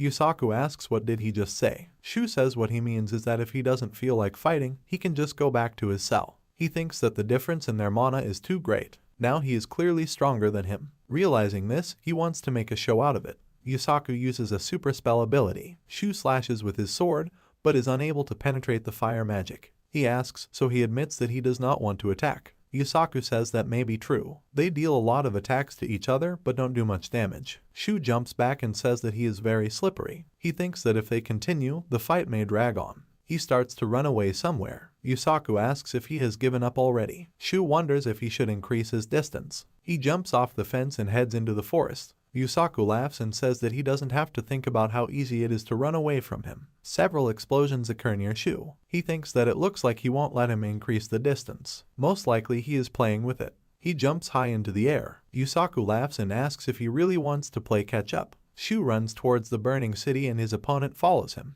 He stops and, looking back, thinks that the same thing is happening again. As soon as he tries to get close, he uses his body to speed up. He only has one try. He needs to put all his mana into that one hit. Yusaku starts laughing and asks if he really decided to close his eyes. It looks like he really wants to become Ash. Shu thinks that he is using his habit of jumping forward without thinking. And at that moment it will hit him on the head. Yusaku loudly says that power is a blessing, and he uses it for the sake of some pathetic people. It's a huge pity. At the same moment, he notices a sword blade near his neck. Shu strikes with his sword, using all his mana. He stops and looks at him. The end of his sword broke off and flew high into the air. Yusaku's head lay in the middle of the destroyed and burned airport. Shu holds his broken sword in size. He spent too much energy and fell to the ground. Many system windows appear in front of him, in which it is written that his level has increased. He falls to the ground and says that he is very tired. After all, he hasn't fought like this for a long time. The system notifies that he has received a new ability. Shu says he didn't expect this. A few minutes ago, someone looks at Shu's final blow and asks if he saw it. Did he hear? People who weren't chosen end up here, that's their fate. The guy sits on a tree and says that he thinks he shouldn't have told him what he knows. A girl who looks like him says that maybe it is. He was useless. They need to get rid of useless garbage. The guy asks, who is this? It seems to be weak, but reliable. He has a lot of mana. They hold hands and say it's time for them to go. They are surrounded by green mana and one of them says that they are already waiting for them. They need to be told everything they know in great detail. Some time ago, Aoki Sora uses a huge amount of lightning in his training room. She holds the lightning in her hand and thinks that she needs to control her lightning like threads. She couldn't do it and she screamed in pain. Shu says that after a few tries she will succeed. Sora asks, is this how she can become stronger? Currently, she continues to exercise, but she still does not succeed. Shu smiled and said he was interested, but it's not for him. Currently, Sora thinks that she should concentrate all her lightning into one point and release it. She tries to do this but fails again. She goes to rest and on the news on her laptop, the news anchor says that last night reporters arrived on the scene at Hainda Airport. They tried to contact the hunter who defeated Hijikata Yusaku and saved the Prime Minister. The savior turned out to be Kiritani Shu, who had 5 abilities upon awakening. Reporter Yashida managed to get a couple of comments from the hunter personally. There are rumors that he has surpassed Aoki Sora. What will he say about this? Shu laughs and says that it is impossible for him to surpass the hunter Aoki because he is still too weak. Sora drinks the drink and looks at it. Angry, she broke the glass, squeezing it with her hand. She grabs her spear and says she needs to focus her lightning attacks. She will definitely complete this task by the end of the day. Some time later in a large room with crystals floating in the air, The masked woman asks what happened this time. Didn't she say that they should stop these meetings for a while? The man in the lion mask says the twins have discovered a troublesome man. He controls mana and was able to use its spells. The man in the bird mask asks how many times have they traveled the world because of words like these. Besides, what were the twins doing there anyway? The man in the lion mask says he used them to test a new development. They found that guy by accident. The man in the bird mask says he doesn't care. He's not involved in this. Problematic person or not, this is too energy consuming. If he worries about it so much, he can get rid of it on his own. The girl says that 50 years have passed since then. People have become better at controlling mana. Now they are not the only ones who can release it. Hijikata was one of them. The same thing happened 11 years ago. The person who stopped the break was another coincidence. The masked man asks if they think so too. The other man says it's fine as long as they have the information. It has a lot of time, so it's worth watching. The eagle decided that this was too energy intensive, so he would simply let the man get away with it. A man in a lion mask asks if the mask is putting pressure on his brain. The man says that the last few days everything has been too calm. Without saying that, what about the swordsman? If what the twins saw was true, then it would be very disappointing. In this world he is doomed to a miserable existence, and its limit is extremely clear. Sometime later, the news anchor says that in recent days, Kiritani Shu has received a lot of attention. He is a newbie who received 5 abilities upon awakening. Kaoru asks, is this how he makes his public image? Shu says that people only see what they want to see. If he makes a good impression from the very beginning, they themselves will elevate him. Anyway, is she okay? Looks very distracted. He asks her to free her head from unnecessary thoughts and not wonder whether it was necessary or not. Kaoru thinks about his words. She says the country needed them to take down a criminal who was terrorizing this country. Shu calmly drinks from the cup and asks, is this necessary? Kaoru says that's what the hunter control department does. She throws the broken phone on the table and asks if he can fix it. He followed her to find whoever was involved with Maki, right? Since he provided them with proof, they will not dig further into this case. However, they wanted him to join the hunter control division. They will support his efforts and provide all the necessary equipment. They will also give him the best conditions that the control department has ever seen. Shu thanks her for her kind words and says that, to be honest, this proposal is not that exciting. Although people like Joshima or Toyama would be happy about this. Kaoru asks what is he talking about. She realizes something and thinks that Joshima's ability is deadly poison and Toyama's acid ability is the hand of death, same as Kiritani's publicly stated abilities. She asks not to tell her that he can steal abilities. Shu says she's too loud. Now she should understand why he didn't want to explain. She doesn't want to be the next snack, right? Kaoru thinks he can steal others' abilities. If it's really true. Shu gets up and thanks her for understanding, as he has another meeting, so he asks her to let him go. He takes her by the shoulder and a dark aura emanates from him. He says he looks forward to working with her again. Sometime later, the characteristics window says that he has the 28th level, 12 points of physical strength, 11 points of endurance and agility, 135 points of mana and durability, 10 points of resistance, 25 bonus points, good status, no title. Shu thinks that the results of long-term use of soul capsules are appearing. He can become stronger without relying on leveling up. In the system window it says, Ability Sheet. Executioner has rank E-, Super Spell S rank, Soul Capsule Technique No rank, Deadly Poison A rank, Hand of Death B rank, Fire Embodiment SS rank. Shu wonders why heretics are needed for the Executioner ability. There must be a reason for this. It recalls his name. Shu asks how she feels. She says it looks like she needs a couple more tests, but it looks like she might be cured of her mana allergy. Shu asks is it because of the rift. Eri agrees and says that must be it. Since that day she has been recovering very quickly. Shu says he understands. This is very bad. She is surprised by this. He says it looks like she doesn't need those soul capsules anymore. Eri asks him to wait and says that she will gladly accept whatever he wants to give her. She eats several soul capsules at once. Shu thinks that if Ren could now see how energetic she has become, he would be glad. He asks if she needs something or maybe he wants something. Eri swallows the soul capsules and says that what she really wants is to become a hunter. Shu says it's too dangerous. Eri says that, however, that doesn't mean she can't become one. The world her brother dreamed of, she wants to see it with her own eyes. Shu notices the mana and wonders if he was imagining it. He hopes for something, but his thoughts are interrupted by the phone ringing. He picks up the phone and someone is surprised at Kiritani's accomplishments. Tamura-kan tells him that time has passed. He is Tamura from the Hunter Association. He calls him because he has information for him. Does he have a free minute now? Eri waves his hand, realizing that he needs to move away. Shu waves back and thinks he must have just imagined it.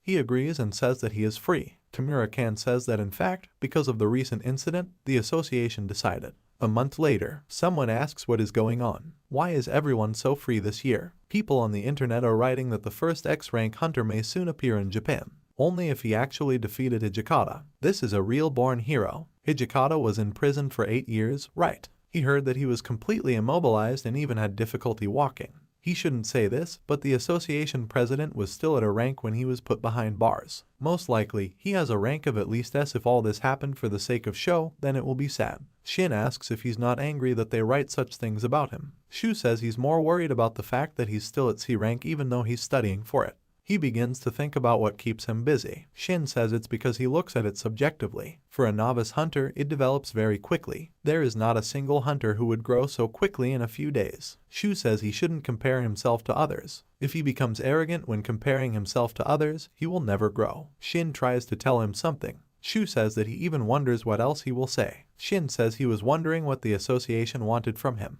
Shu says he doesn't know. He'll probably find out if he goes there. Sometime later, Tamura-kan tells Kiritani that they haven't seen each other for a long time. Shu says that he didn't expect to be greeted by him. Kan says they decided it would be better if he was met by someone he already knew. Well, are they coming? The president is already waiting. Sometime later, the president apologized to them for having to come all this way. His name is Wakamatsu Kenzu, and he is the president of the Japan Branch Hunters Association. Kiritani, Shu, and Kishida Shin also gave their names. Kenzu tells Shin that he seems to have grown up very quickly in a short period of time. Toru would be really proud of him if he were still alive. He asks if he's okay. The president says that he really likes to have a dialogue with his friend's grandson, but since he invited the most famous newcomer in town, he cannot afford it. Shu looks at the tablet screen and asks if this is about his rank. Kenzu agrees and says that they have promoted his rank to a. Shu says that it took longer than he expected.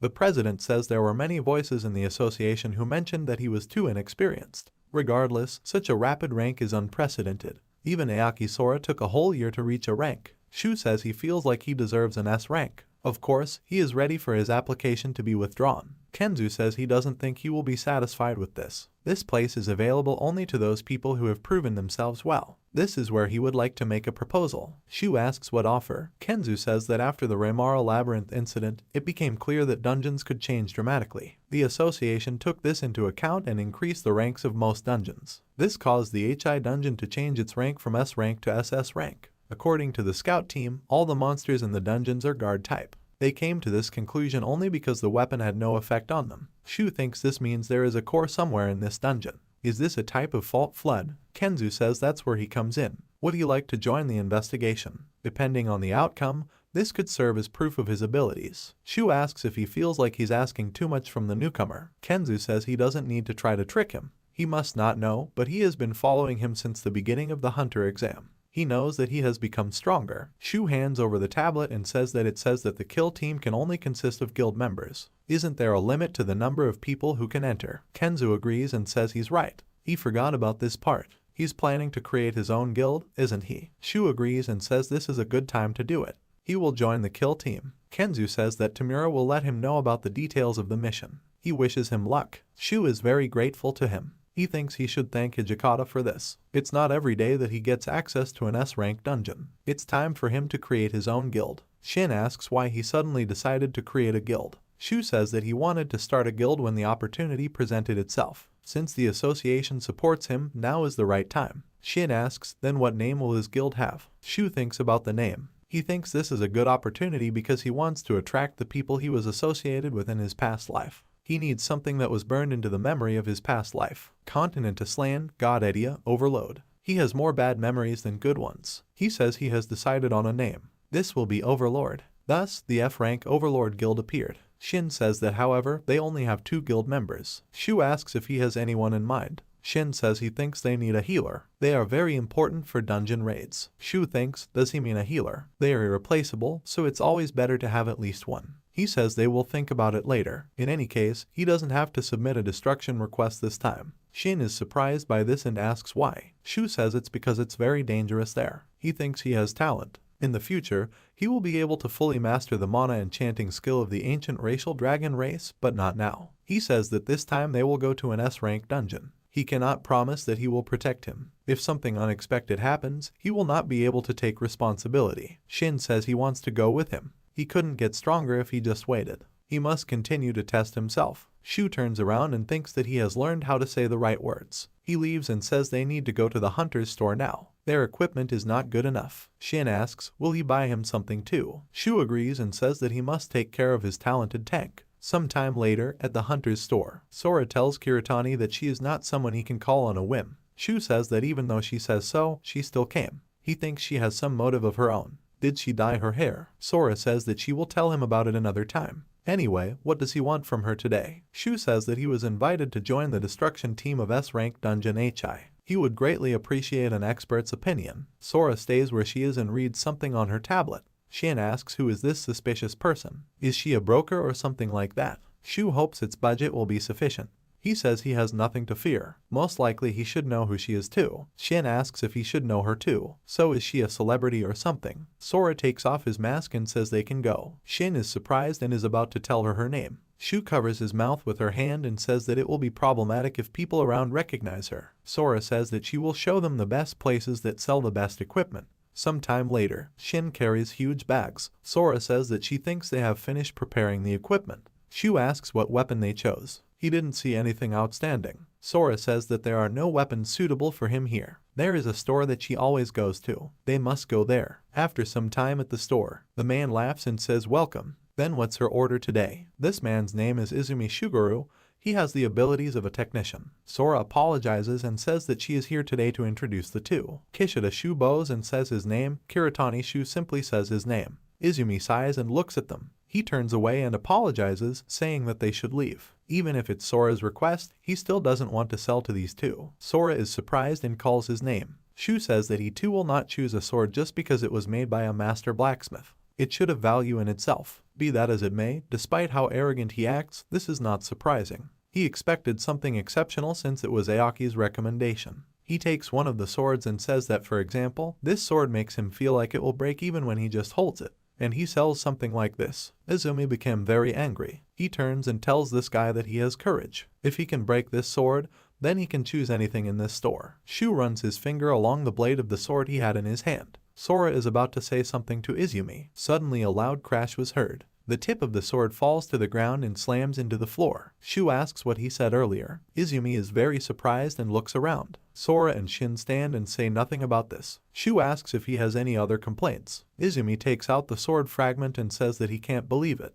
It doesn't look like a wooden board or anything like that. Shu says he seems really confident in his own work. He hopes that he too can keep his promise. Izumi became very angry at his words. He asks Sora who exactly is this guy. Sora says that he may have heard of it before. He is the one who destroyed the Rift Guard. He's a rookie who beat it with one attack. Izumi says he must really be getting old. He can't believe that he can't even recognize a man of that caliber right in front of him. Shu asks him to just show them the tangible weapons they can use, and he would like him to work with the materials he brings in the future. Izumi thinks that this guy has no shame at all. He says he has figured it out, so he should shut up and follow him. And that young guy behind him too. He pulls the lever and says that even if it is just a verbal promise, it is still a promise. This is the price he must pay for underestimating him. He presses the lever and a staircase to the basement appears from the floor. He says they should go inside. They do as he says and end up in a basement filled with many weapons. Shin beams with happiness and asks if he can really take something from this. Izumi rubs his hand over his face and reluctantly agrees with him. However, he should not take what he cannot use. Shin says that even he understands this. Shu inspects the weapon and thinks that compared to the dwarves, it's a bit of a surprise, but if he's that competent, then he understands its confidence. He stops and notices a large burning sword. The system notifies that this is an infernal ashen blade of rank S effects when equipped, 50 points of strength and agility, 150 points of mana, 100 resistance, special effect iron wall of mana, additional effect of mana replenishment, permanent effect of an ever-burning flame. Description: flame-eating two-handed sword. It used to be an item that attracted disaster, but thanks to the handcraft of the forge, it was revived. Also gives 250 bonus points. Shu thinks that the bonus points alone are enough to compensate for this sword's weakness. Izumi asks if he is interested in this. Shu says it's quality work. Izumi says that it was created 11 years ago due to a break in the SS rank dungeon. This is an impressive piece made by processing Guardian materials. Something like this is rare even abroad. This is a wild horse. Just like the appearance of it, it burns anything that comes close to it. It was in one of the Guardian fragments when it was discovered. Shu asks why something like this is just lying here. Izumi says that the rupture of Hell's Inferno was completed after much effort and numerous sacrifices. This was the general opinion, so they could not return to retrieve any items. In any case, no problems arise until they ignite it. There are still many other objects behind him, so he can take his time. He asks what is he even doing. Shu took the sword and says that he wants to test the standards of SS rank guards. Izumi asks didn't he listen to his story. Even though this is just a fragment, it is taken from an SS rank gap guard. This is not something a beginner can use. Sora and Shin are worried about him. Shu remembers that he has an ability that he gained after eliminating Hijikata, Incarnation of Fire SS rank. He says he can't believe that the ability he acquired back then would actually be useful. This mana fire feels like a living being. This seems really strong. That's right, Aoki came today because she wanted to ask him something, right? This surprises her. He says that if she trained the way he taught her, then she should understand the density from his stance. She doesn't need to force herself, she can relax. The trick is to keep the pace varied. Since she recommended some good things for Shin, he will show her. Shin had a spear called the Arachnoid Spike, an rank material weapon. Powerful skull-like flames erupt from Shu's sword. Also next to him appears a weapon created from fire mana. He concentrates and threads of mana appear, with which he wraps himself around a skull made of fire. He says that the mana characteristics need to be changed. Like her lightning, it must manifest the characteristics of a specific target. He tells the fire skull that it can leave now, because he is the owner of this sword. Threads of mana tear apart this fiery skull. Everyone looked with great surprise at what he was doing. He stares at the sword for a moment, surrounded by fire magic. Izumi is very surprised by what he just did. Shu swings and slashes with this sword. He throws another punch, but it's direct and releases fiery energy into the wall. The sword begins to disappear and particles pass into the bracelet.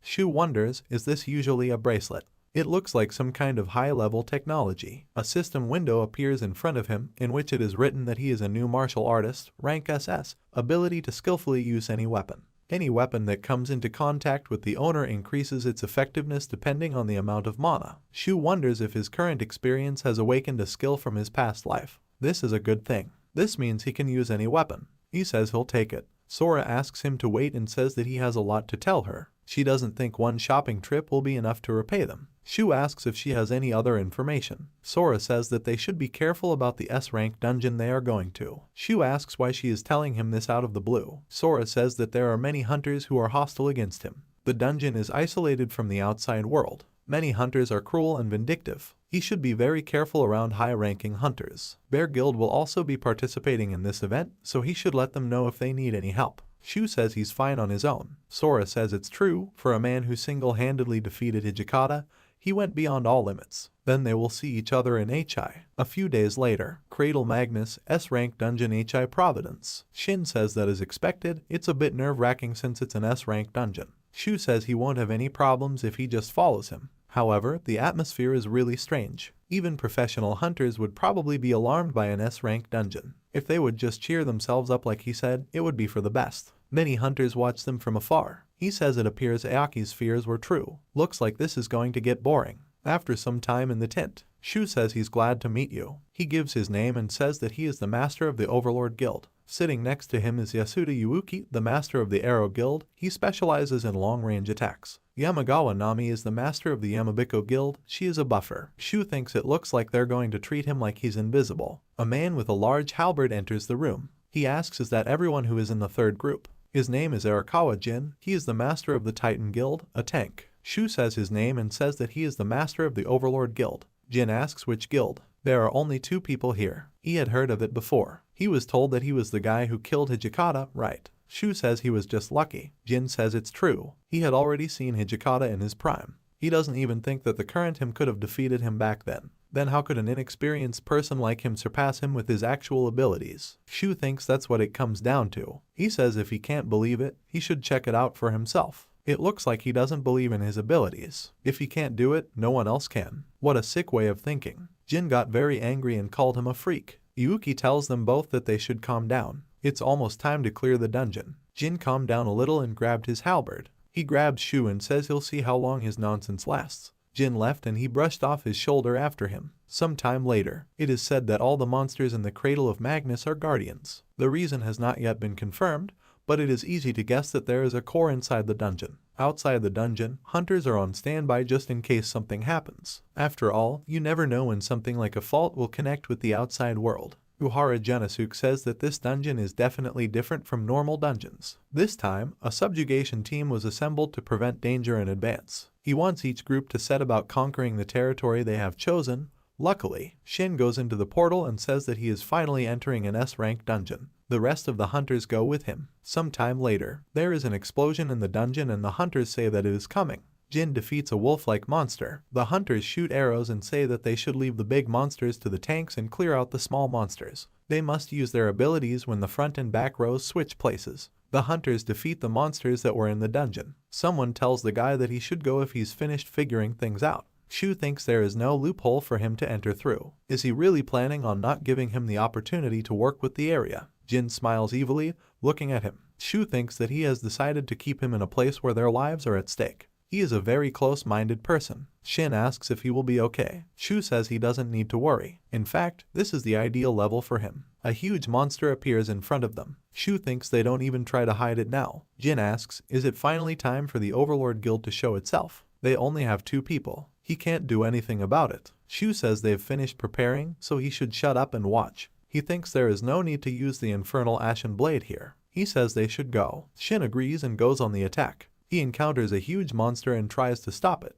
He is using the rank defensive position skill. He thinks that he shouldn't stop it. He must go with the flow. He lands a very strong blow to the monster's head. Nami asks if this is really a C rank. He even did it himself. Shu runs to attack and lands a strong blow to the monster's head. The monster begins to scream loudly in pain due to the cut. The Shin spear emits mana. He says that his opponent is him. He charges and delivers a very strong blow to the monster's body. This attack caused the monster to fall to the ground. Shu grabs the arrow and asks what is it. Yuki says that they looked like they were in trouble, so they decided they should help them. Is there some problem? Shu breaks the arrow and says that there is no need to help them with something of this level. Has he heard something called manners? The hunter became very angry at this, but Yuki stopped him. Shu says that's right, they should value their lives. At least that much he knows for sure. Suddenly, a huge monster that looks like a worm appears behind him. Shu jumps up very high and swings his sword. He kills this monster with one blow. The hunter says loudly that he can't believe it. Shu says it's better to have quality over quantity, although people who are just numbers in the herd would not understand this. Jin bared his teeth very much as he looked at him. Nami says that this guy is a welcome newcomer, so he should at least have that much confidence. They need to hurry up with the disassembly so they can move on. Shu notices that he has been feeling a strange presence from above for some time now. He says loudly that they should duck down. A huge monster appears above them, resembling a snake with many holes in its body. This monster's eyes glow red. It begins to move and something shoots out of the holes in its body. These projectiles hit the ground with tremendous force. Some hunters manage to block this attack, but not all. One of the projectiles flies towards Shin, but Shu blocks the shot with his sword. The projectile falls to the ground and it begins to spin. Shu says this is not normal. Looks like they've driven it into a corner. The Magnus effect is a phenomenon in which the direction of motion changes and bends due to the pressure difference that occurs when an object rotates and moves in a fluid. This dungeon, Cradle Magnus, is also named after the attack characteristics of the monsters that live here. The hunter says that they will be destroyed if they are not careful. Shu wonders, maybe that's why the previous study was interrupted. He calmly blocks the monster's shots. The fact that he can defend against attacks of this magnitude without any magical power proves that he is gradually returning to the intuition that he had in his previous life, but it is too early to rejoice. He tells Shin that it is dangerous so he should get out of the way. He says he understood him. Shu thinks he will knock it down before it does any more damage. He strikes hard using his mana and with just this strike he was able to defeat this monster. Jin thanks him for taking care of this trouble. He holds his halberd next to Shin's head and tells the freak that he shouldn't get any funny ideas in his head. Shu sighs and thinks that he was probably too excited to get rid of the monster. What kind of crazy act is this in the presence of other participants? The hunters fight each other and say that everyone is becoming berserkers. Those who are not harmed must put on a protective talisman and fight. The hunter says they must catch everyone who is having a seizure. All sane people should take care of the victims. Shu thinks they were too busy with the trajectory of the attacks. Was there an additional effect from the projectile, a mental attack? He asks if he wanted something like this to happen from the very beginning. Jin asks if this can happen. That's a coincidence. He never would have thought that something like Raymara could appear in a place like this. It's true that he made it easier to deal with too. He just has to say that the effect of the projectile affected him. This is truly a revelation, isn't it? He dared to make him look like an idiot, so he must prepare to face the consequences. Now he must throw his weapon towards him. If he doesn't, he will send his only guild member's head flying. Unexpected mental attack. Now on the battlefield it is no longer possible to even distinguish friend from foe. Shu thinks that he might actually be pardoned. However, he misses one thing. He can use this excuse too. He asks if that means he thought he could handle him in this situation. Jin asks, does he mean that he is wrong? Shu agrees and says that it's worth starting with the fact that his premise is wrong. He's not the only one who can become a berserker. Using mana, he tells Shin that he must duck. He immediately does what he is told. Jin is surprised by this and looks. Shu rushes forward very quickly and throws a punch that defeats Jin. Shin is very surprised by what just happened and looks at the man's corpse. System windows appear in front of Shu, notifying him that his level has increased and he has received a new ability. He thinks that his current mana is 135 points, and the martial arts correction sword is 4 times stronger than a B rank item, even if it's just an iron sword. But Arakawa let his guard down, even though the odds were against him from the start. Shin asks what will they do now. Shu approaches Arakawa's body and strikes his armor with his hand. Sometime later, Shu tells Yuuki and Nami that it appears that dodging the projectile caused him to be mentally attacked. The berserker state of an S-rank hunter is terrifying. What do they think it's like? He attracts their attention and they turn to him. Yuuki says it looks like the monster got him. Nami agrees with him. Shu quietly smiles at this and exhales. Sometime later in the private tent Aoki Sora. A strip of mana approaches her, she notices it and understands something. After some time in the dungeon, she asks is it him again. Shu asks she was waiting for him, wasn't she? Sora agrees and says that he is the only one who gets on people's nerves in such a strange way. So what does he want? Did another hunter do something to him? Shu says that he has already taken care of that. More importantly, he wants to hear about what they have planned after this. Sora says that before he does that, he might as well ask if she's okay. Shu asks if he can't tell by just looking at her. Besides, Squad 1 was able to return because she was okay. Sora sighs and says that the first squad is no different from the first. She says that is why she will team up with the best hunters with proven abilities, regardless of guilds. Only a few can go to the second floor, right?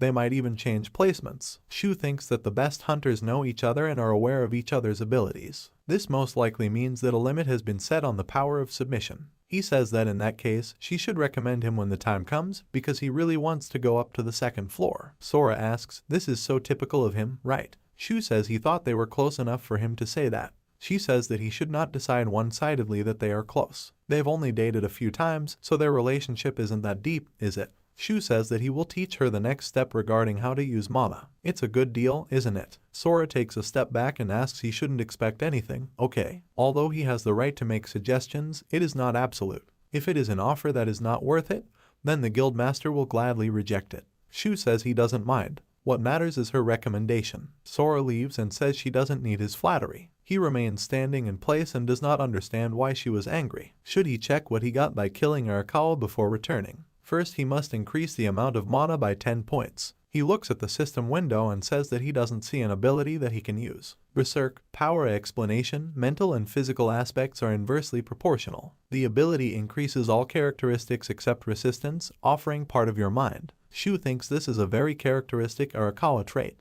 He says it's not bad, but he's not sure how to use it. In any case, the abilities remain the same. After some time, at the entrance to the second floor, a temporary camp. The hunter screams in pain, his wounds are healed by the huntress and says that he must endure a little longer. Shin says that it looks like the first squad that fought on the second floor was also attacked by the same monster. They seem to react too slowly, causing the damage to spread. Shu says that's right, he can rest a little now. A few hours later, Junasuke says that the remaining team will guard the first floor. The selected elite group is sent to the second floor. Shin asks what strings he was pulling. No matter how good he is, these people would never take him to the first team. Shu looks at Sora and says that all he did was use his free pass. If something happens to him, then he must go to the Bane Guild. Aoki already knows, so he'll be fine. Shin says he understands him. He must take care of himself. Sometime later, a small group of hunters stopped. The projectile hits Junasuke's shield. It's starting to spin really fast. The projectile falls to the ground with enormous force. The hunter says that the power of the projectile is completely different from the power of the first floor. They must be careful. Many of the same shells appear above the heads of the hunters. The hunters stand together and try to deflect the projectiles. Shu handles this easily and thinks they are well prepared, as if they were ambushing them. A huge number of large monsters with holes in their bodies appeared in front of them. The hunter says there are a lot more monsters here than he expected.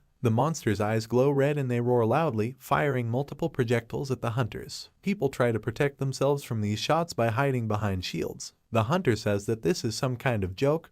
These monsters are completely different from those on the first floor. What do they mean by above S rank? The association definitely underestimated them. Junasuk thinks that since it's a one-way trip, they can't retreat. His shield is emitting light and he thinks it's too early, but he still uses unwavering union. Powerful magical energy emanates from him. Shu notices the magic bracelet on his hand and thinks that his stamina and health points have increased and his defense too. So this is the effect of the Uhara Guild Master's ability. The hunters say that is expected from Captain Uhara. They will be fine even if the monsters pelt them with projectiles. The hunter uses the Mana Wall ability and this prevents projectiles from hitting the hunters. The guy says the great thing is that it works. The magician says he needs 30 seconds before the next use. The hunter runs to the attack and says that they will help him gain time before reloading.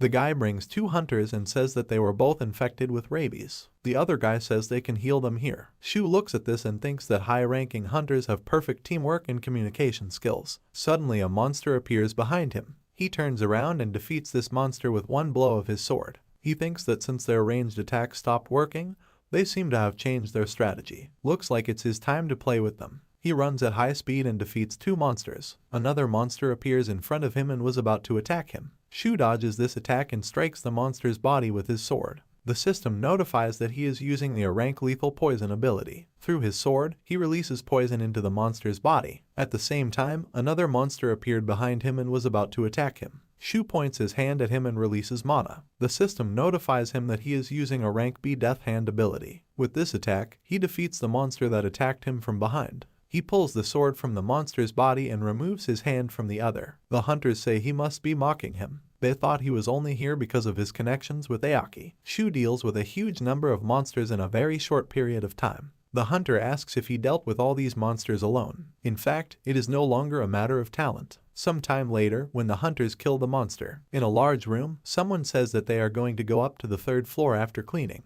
Sora says that it looks like he proved her recommendation was correct. Shu says it's just a fee for a free pass. Sora did not understand what he meant and remained silent. Junasuk asks, he's Kiritani, right? As expected from someone she recommended. Sora turns around and agrees with him. She says the 2nd floor feels much narrower compared to the 1st floor. Junasuk agrees and says that it should be like a pyramid. The higher they go, the narrower it will be. Sora says they may be able to complete the raid faster than expected. Junasuk says she shouldn't let her guard down. A narrow path can be a trap, like this 2nd floor. Suddenly everyone hears a very loud sound. Hunters ask what's going on. The floor of the dungeon begins to collapse and the hunters say that this is a prelude to the rupture of the dungeon. They should stop what they are doing and run to the 3rd floor. Shu stops at the stairs. Sora notices this and asks what happened to him. He says he will stay here for now. He sits on the body of the killed monster. He sits for some time in a hall filled with the bodies of monsters and says that he must hurry up because his patience is already at its limit. The guy in the hood asks, did he notice? He has excellent observational skills. Shu goes to meet him and asks who he is. He had been watching them since they reached the 2nd floor. The guy says that apparently he noticed him from the very beginning. He is very surprised that he is amazing. He didn't notice it at first, but he seems to be able to use a mana spell. Shu thinks he is using a mana spell. Unlike Shin, he seems to handle it well. The guy says that, however, his use of the mana spell is still far from perfect, and the reason does not seem to lie in the low level. It must be something difficult to describe. I wonder who taught him this. Shu asks if he really thinks he will give him the answers to these questions. The guy says that he won't tolerate it being different. A huge stream of that guy's mana flows towards Shu, but he stands still. He thinks it's an overwhelming wave of mana. This is much higher than Hijikata and Aoki. The guy says that he is glad that he is not so obedient, because it would be very boring if that were the case. Shu asks, then what is his definition of interesting? The guy's hand fills with strong mana and he says that this is a good question. For example, something like this. He raises his hand up, after which he fires a very powerful magic beam shot, but Shu manages to dodge this attack. The guy says that the mana charm belongs to them. He will not forgive others who use it.